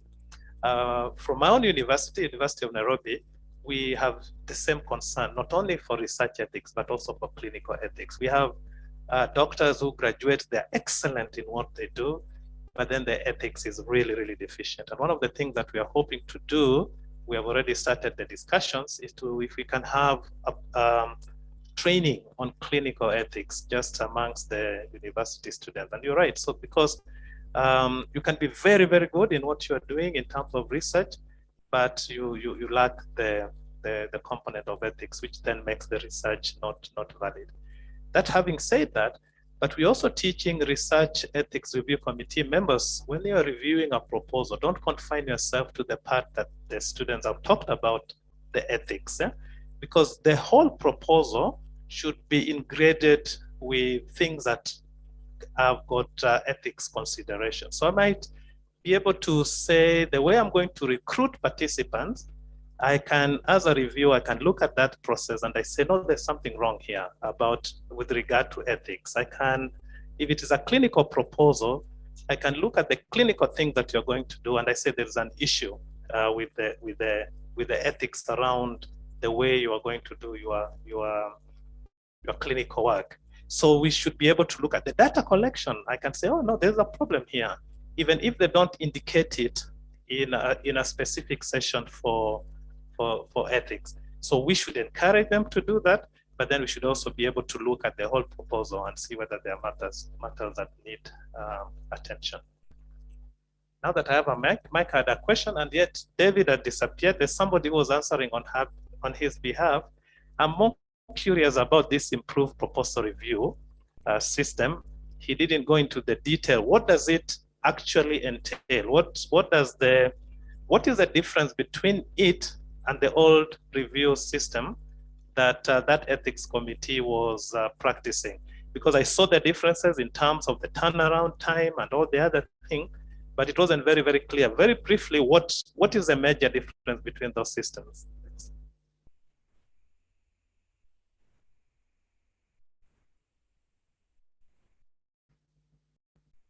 Is that team online? There was Hadija. Hadija was answering. I hope they can get back to us. As we continue with some questions, whoever is online, try to get Hadija to assist us with that. We would wish to have some specifics. What is it that was being done and it was felt that it was necessary to change, and they've changed and they are reporting that it works? What is it that now they are doing? Oh, okay. Prof. So it's Hadija. Hadija, I'm very interested in the presentation that was given by David about these two systems, the IPRS and the PPRS. And we saw very clear differences in the turnaround time and other parameters. But he didn't go into a little description of what IPRS entails. What is the difference between the two systems so that we can benefit as to what is this that you are doing that is making that improvement? I hope I'm clear. Yes, Chair. Thank you very much. I would like first to thank you for inviting me and to acknowledge all the presenters. To put it very simply, you know, in the beginning, we used to have submission of proposals, hard copies. So if then it was required that you submit 9 copies, then the researchers were obliged to bring in 9 hard copies. And that was immense paperwork, and it was very costly for them. So we have to thank EDCTP. We managed to get a grant from EDCTP to develop an online processing tool.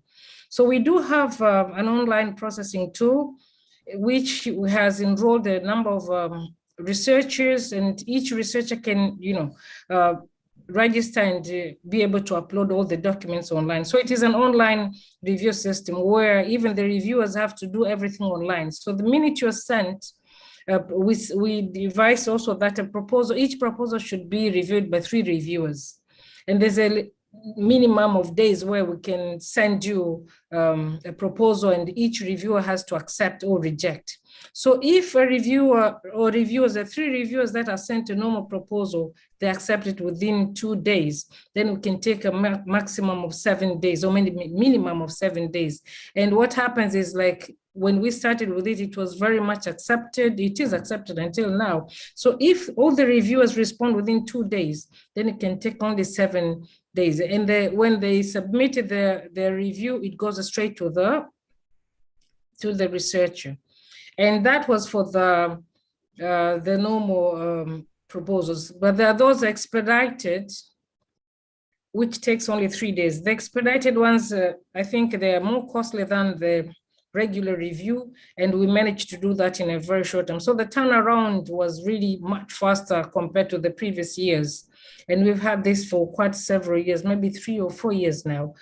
The only challenge comes into, the human resource capacity where the reviewers are concerned. And at times, a conflict of interest actually limits us to send the certain number of reviewers, a certain number of proposals.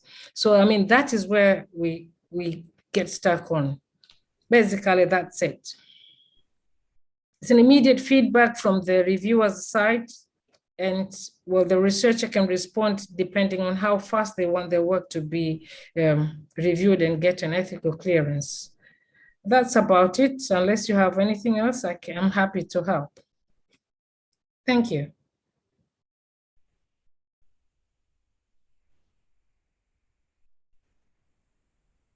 Thank you very much, Hadija, for sharing. That's very good information, and it's something we can borrow and see whether it can work on our side. Thank you very much. Any other question? Mike, please give to the chair. Thank you. Thank you very much. Yeah, first I want to compliment the presenters for the good presentations. My question is directed to Solomon. And it's with regard to proposal archiving algorithms.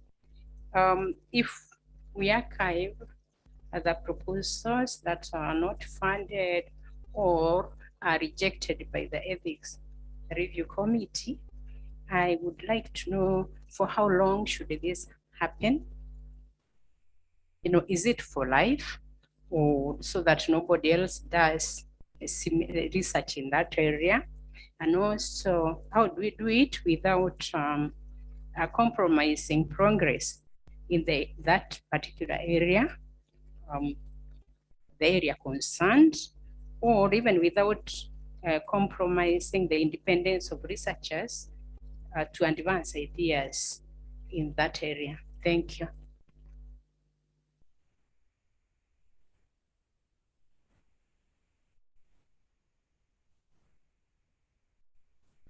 Yes, thank you so much for that question. Any written work in fixed form becomes an artistic work that is protected by the Copyright Board of Kenya, or by the copyrights.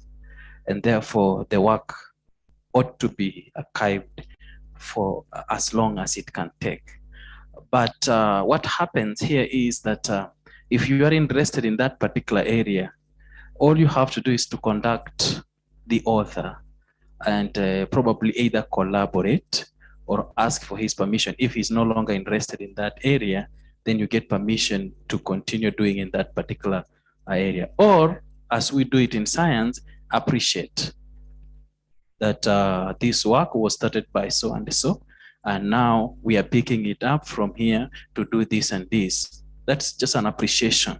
But you see what happens now, as it is at the moment, when it is not archived somewhere, somebody can just pick it and claim to be his. And this is what I call plagiarism. And this plagiarism happens because we don't archive. We have nowhere we can refer to. Even if somebody can come and say this work is mine, where is the evidence it is yours? You get it? So we need that evidence to give the author recognition that yes, so and so worked on this, and now I am now working on it in this direction, or probably in the same direction, because he didn't get data or results for this particular thing. So that becomes your new thing. Thank you so much.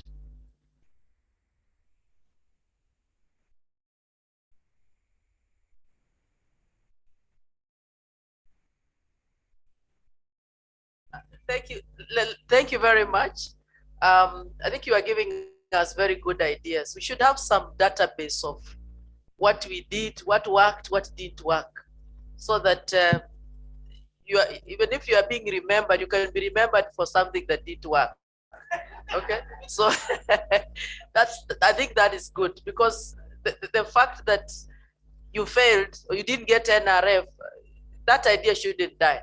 One day circumstances can change and we benefit from that. Thank you very much. There's another question here. Please proceed.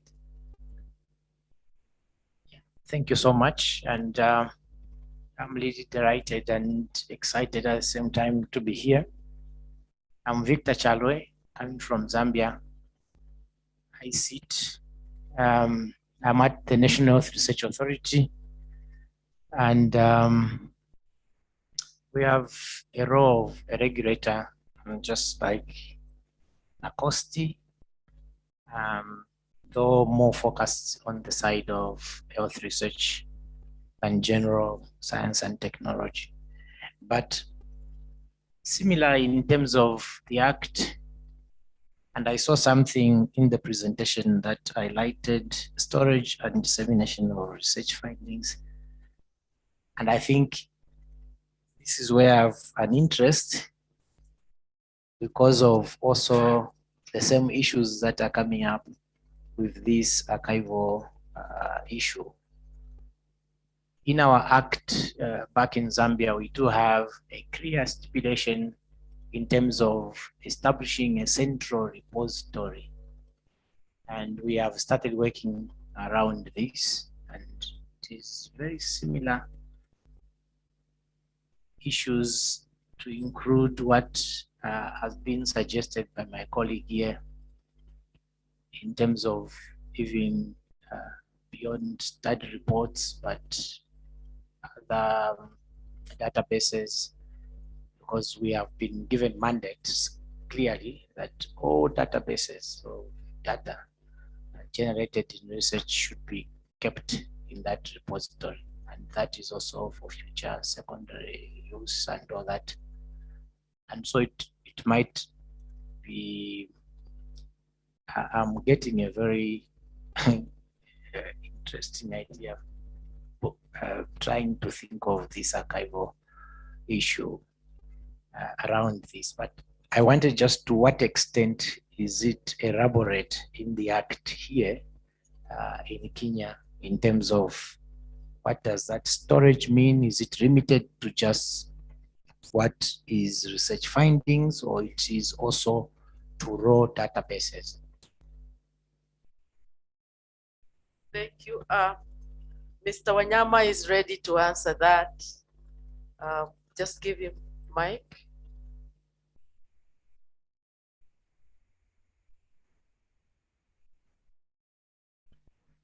Thank you very much again for the comments that have been made. I wanted first to respond to an issue that was raised. I think one of the very first issues that there is not much attention being given to social sciences, particularly in the institutions with regard to ethical review.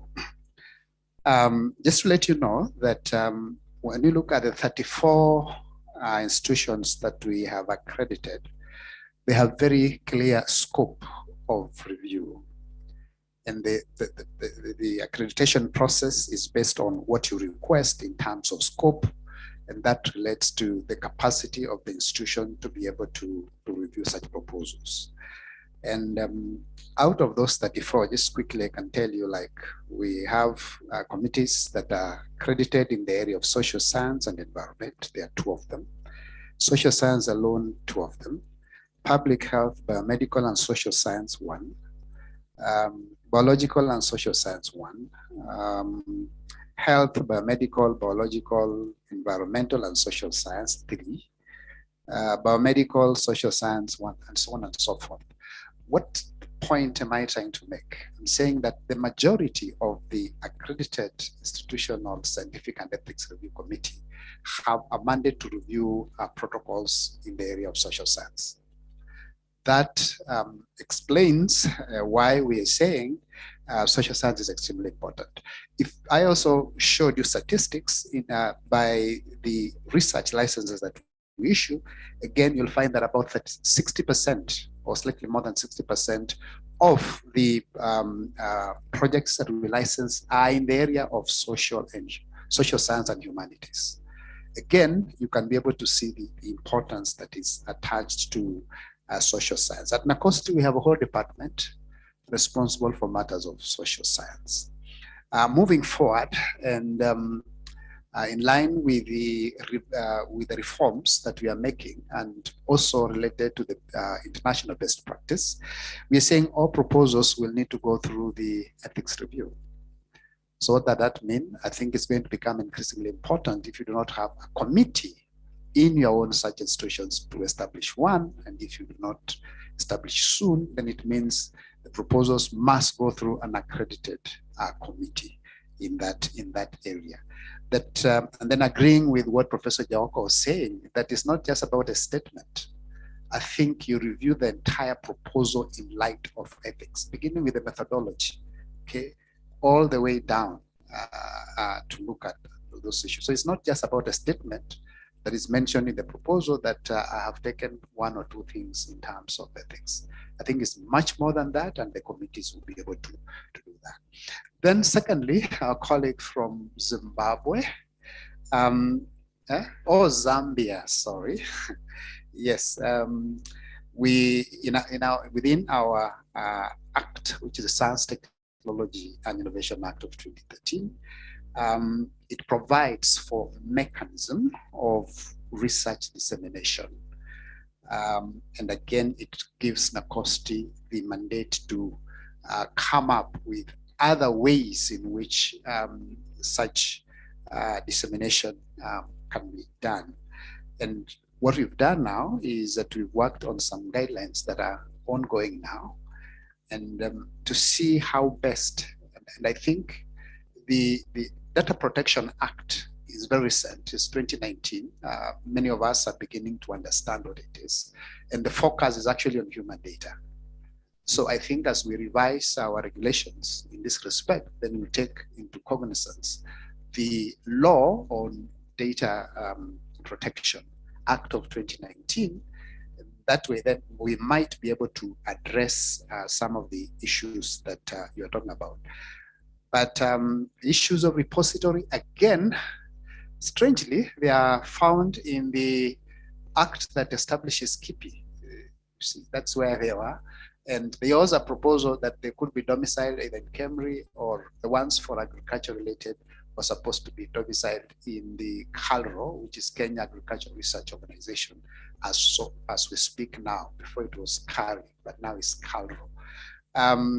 And we haven't gone beyond actualizing or operationalizing issues to do with the repository, particularly related to data from humans, and then the other that relates to agricultural, then is supposed to be KALRO. So we are a little bit, although there is a provision in the law, but we have not been able to actualize that. Thank you very much. Sorry for taking too much time. No, thank you. That is for our own understanding. Thank you very much for being very clear on what we are supposed to do with regard to the repositories and just the handling of data. Any other comments? I think Prof has something we wish to share with us.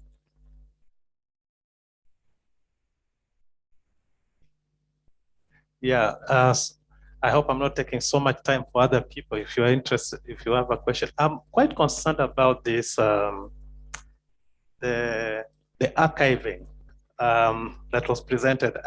It's still not clear to me because are we localizing plagiarism? Because the whole idea of plagiarism is that whatever has been done anywhere else, if it has been published, it's intellectual property that I can look and I can see what has been done somewhere else. The problem I'm having with this local one is you're saying if I submit a proposal, it has not been funded, that proposal is archived somewhere, and if somebody writes a similar proposal, it will be plagiarism. That would only be within the NRF, NACOSTI, whatever database. So we are saying then the plagiarism only applies to me, Jaoko, who want to write a similar proposal, because we check in an NRF or whatever that database is, then that is plagiarism. But somebody in India who has no access to that database is not plagiarizing if they write the same proposal. So it's not very, very clear to me what the objective of that would be, one, and who would have access to that. So before I write a proposal, do I have access into that database to see which other proposal in the same area has been rejected?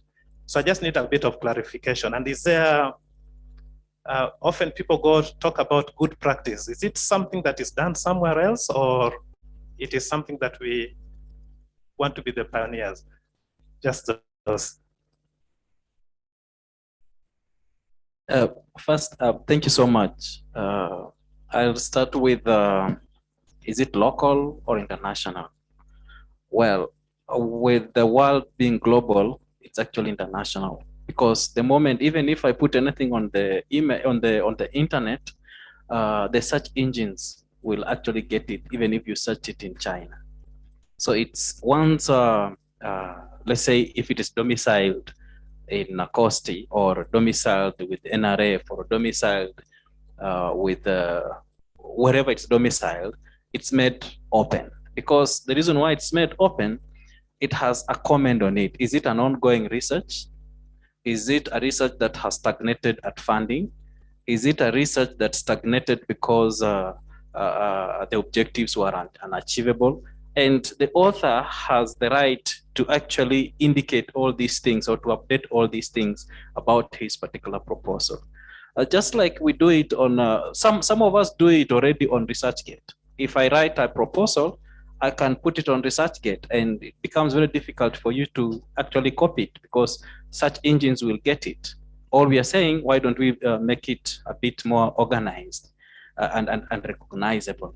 Now, well, is it something being a good practice elsewhere or not? I think I will base my idea basically on uploading data sets on ResearchGate.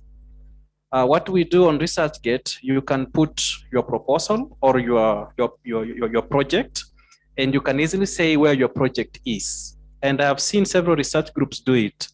I was in China where I did my PhD, and their competition is high. So what research groups do, they protect their research areas. Once you start a research topic, you publicize it such that you avoid other people copying. You know, there is where copy paste is very high. So you publicize it and you protect others from actually doing it. At KIPI, they say keep your records in a laboratory book or in your notebook, such that if it comes to an idea of intellectual infringement, such that you have two people having the same idea, we would go for your book, your laboratory book or your notebook, where you wrote and what the date you started doing this, what do this, and that will be used in a court of law to judge whether this work is yours or it's not yours. So to avoid all these things, why don't we just put it in one repository and life goes on nicely without any problem?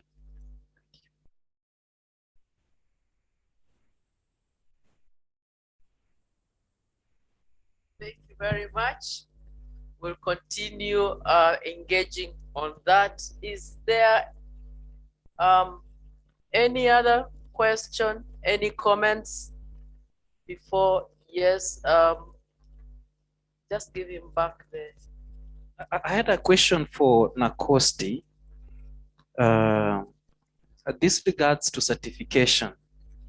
And I have sat in defense for students, and you find a student has finished his work, but he has no ethical clearance, no ethical issues, which clearly makes this research illegal according to Nacosti and actually prosecutable. Is sanctification possible? Because most of the time we advise sanctification, meaning we tell the student before your work is accepted, ensure it goes through the requisite protocol of ethical review and certification by Nacosti. Is that acceptable, or that one is still prosecutable? Thank you.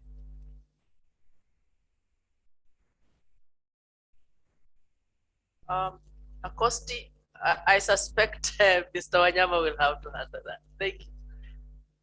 Yeah, you're right. But I think what I want to say is that, and the chair of NBC is here, and the others, that we do not give licenses in retrospect. Because then how would you tell? The research has already been done. The person is defending their thesis. They have already gone to the field. And now you want us to sanitize. We don't sanitize. We shall not sanitize. And we are not going to sanitize.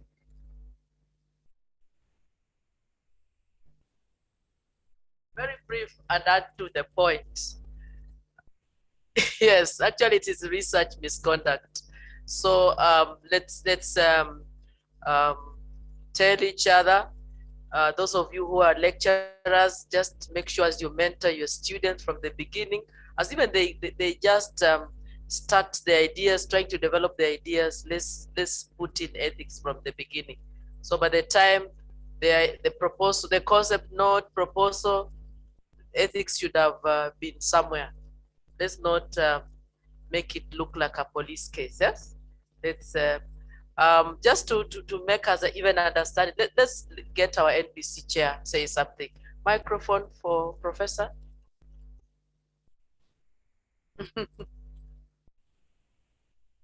Yeah, I'm just adding that when Mr. Wanyama presented in the morning, he said that our legal framework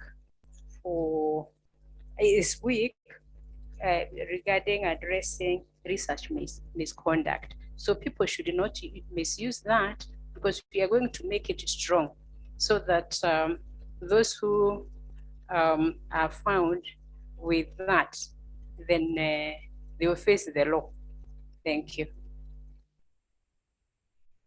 Yes, they'll face the law. And I know what lawyers say. Yes, ignorance is not okay. So let's mentor each other and remind each other that we're just doing what is supposed to be done right. And if you think of the definition of ethics, I think it has something to do with that. Okay.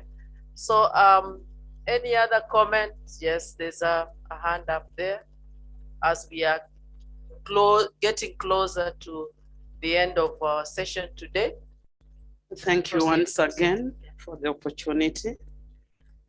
Well, I appreciate the response given to us by Mr. Wanyama about integrating ethics, especially in classroom settings where research is taught.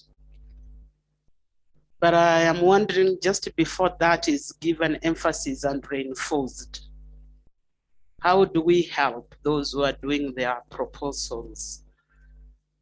Not every facilitator or lecturer has had an opportunity like the one we have to know the importance of integrating ethics through and through in the proposal. How do they get to know? There's a gap there, I believe, which we need to look into and then effectively facilitate these people. Maybe we come up with a common unit, or we start the empowerment process through, let me talk of institutions of research, so that everybody is reading from the same page. Another thing which is bothering me as I sit and listen, in the morning, one of the presenter, I think it was Bwana Wanyama or Solomon, I'm not quite sure. And even the professor who did an online presentation did say, and indeed it is true, that when we do research, the researcher's benefit should not be the only thing that counts. We should go beyond that and be able to ensure that the participants also are able to benefit from the proceedings and results of research. But I'm just bothered by our status, the way we are right now. For example, in Kenya, I go up to Turkana and collect data. I may have all the protocols and approvals, but how do I ensure that the participants who enabled me to get data benefit at the end of the day? I may benefit by publishing an article, probably finishing my PhD via my student. And as one of us said, that becomes almost the end.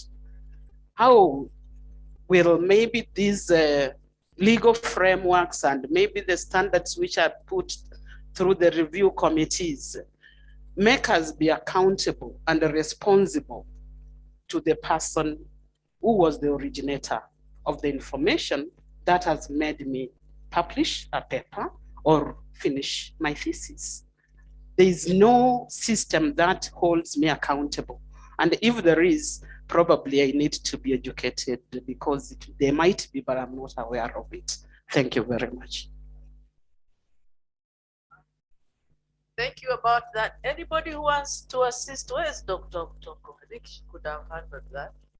But as she's preparing, as a good reviewer, as you are reviewing a protocol, you can clearly see some foreseeable benefits that can arise from that study.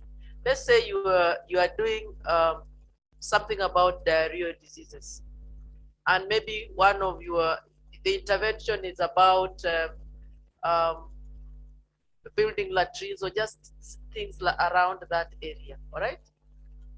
If I was a reviewer, as part of sustainability of your research, I would request you to ask to maybe give us some plan. What do you plan to do for the community? Maybe you are going to do a demonstration pit latrine somewhere. Why don't you extend it so that maybe you have more built if your finances will allow, or even now train persons on the use of the proper use of latrine. That is a benefit. So I would be failing as a reviewer if I just allowed you to take the study up to a demonstration of a latrine. I would maybe ask you to go beyond, maybe training persons. So there are many ways, even as a reviewer, you can actually assist these researchers to think in the right direction. That's my view. But I think Lillian can say something more about the benefit to the community. Thank you very much for that very good question. And I just want to add that as far as the social sciences are concerned, it is a process. Just like strengthening research ethics is actually a process for all disciplines. And for Kenya, we are now much ahead than we were 10 years back. A lot of growth has taken place. And quite recently, we had sensitization training for social scientists. And it drew the interest of hundreds of participants. And that is just but a beginning. So it is possible to sensitize people and have research ethics strengthened. And it takes a lot of collaboration for that to happen. And you've talked about what faculty can do. Faculty can do a lot, but the sensitization goes beyond researchers. It goes beyond students. It goes beyond faculty and goes up to the communities in which research is being conducted. So it's a whole string that has to be done. So there's a lot of work to be done as far as that is concerned. As far as benefits is concerned, all kinds of research that is being conducted should be of benefit to the participants. And so those of us in social science need to press on that. So it is good that you are here, and the gospel shall be spread to where you go next. And let's all work together to build inroads into this, and we will see the fruits and no longer have to talk about benefits. Thank you. Thank you very much. There's another comment, but now let's try to, there are two comments. So we have two microphones. We'll get one from the doctor from Jaramogi, and then you give one to Mr. Wanyama. Let's start with you, Okay. Solomon. Thank you. Thank you so much. Thanks. I will speak before the NACOSTI guy speaks. The best thing is in the NACOSTI mandate, they are mandated to protect traditional knowledge. What happens, especially in science, students would move in and cash on traditional knowledge, but the only cash they manage to get is a publication. However, if they try patenting, it will not work. And that is where the community comes in. If, for example, you have traditional plants that are able to heal or that have medicinal properties, a student comes from Nairobi University and proves actually that plant has traditional medicinal properties, that plant does not belong to that student. Somebody from that community can now go ahead and claim the traditional healing properties of that plant. And if any company wants to use it, then they have to pay the community. So what happens, the student has only helped the community to do the scientific bit. And therefore, actually, the community has benefited, because if anybody in that community now says, okay, this plant has been used by our forefathers, and it has medicinal properties as proved by so and so, and we wish KIPI to protect it for us, such that anybody wants to use it, he has to pay, or he has to bring something back to the community. That will happen. Thank you so much. Thank you very much again for what you've just said, particularly about the indigenous knowledge. Right now, we have the Nagoya Protocol and of access to access and benefit sharing under the Nagoya Protocol, which protects the indigenous knowledge and and access to genetic resources, including what has just been said about medicinal plants and so on. So it is important that we get to know some of this, and part of what we do as NACOSTI as we go through those proposals is to check whether there's compliance with this. Remember, in this schematic diagram that I showed, the processes through which the PI should be able to go through, there was a gray box where I was saying that you need to get clearance from NEMA, clearance from KWS, and so on. So if you're dealing with genetic resources, then NEMA and KWS must come into play. You'll be expected to get what we call prior informed consent, the PIC, in which case then the communities and the benefits that relate to the communities will have to be explicitly addressed through that. And that is how we are doing it. I know when it comes to benefit, I think some of the researchers have been, would I want to use the word like egocentric? They look at themselves as opposed to look at the research participants. We have had to intervene in a situation where one of the very renowned researchers in this country was picking some genetic materials from what we would call vulnerable groups. Unfortunately, this proposal had also gone through some ethics review committee, and the explanations as to why they wanted to take those materials out of the country were not very clear. So when we stopped it, they came to our office and they were insisting that we need to give them clearance so that they could be able to have the material taken out of the country. But when I looked at the reasons, I said this can't happen because the reasons were not very clear. Why? This person was focusing on the kind of income that was going to come. In fact, he said, this is the first proposal that has been awarded by, I can't remember the institution, in sub-Saharan Africa, and we're going to lose millions of dollars. You see, he's talking about millions of dollars, but he's not looking at the research participants, the group that is so vulnerable, and why we would want to sell our heritage just because we are looking at the millions of dollars. So I just want to say, and that's why I was saying, perhaps the law is not, certain parts of the law are not strong enough to be able to address some of the research misconduct, because from the point of view from where I sit, that was a clear case of research misconduct by several. One, the committee that even approved that anyway.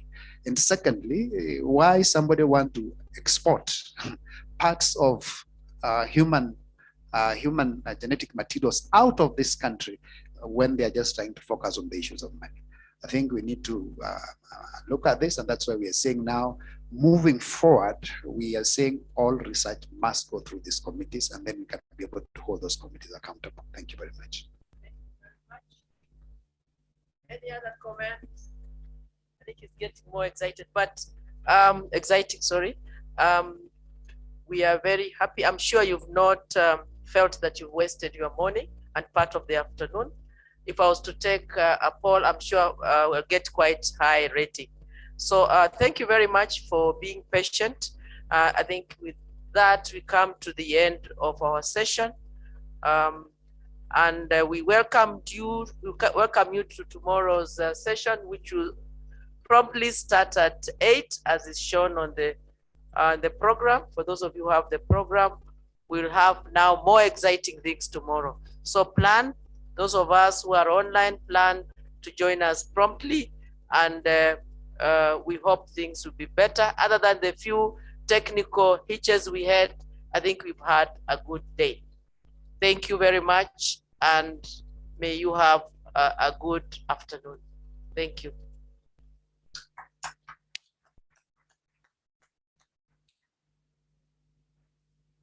Housekeeping issues for those of you who are in this room. I was giving the people online. Okay, for those of you who are with us here, we will have lunch at a restaurant known as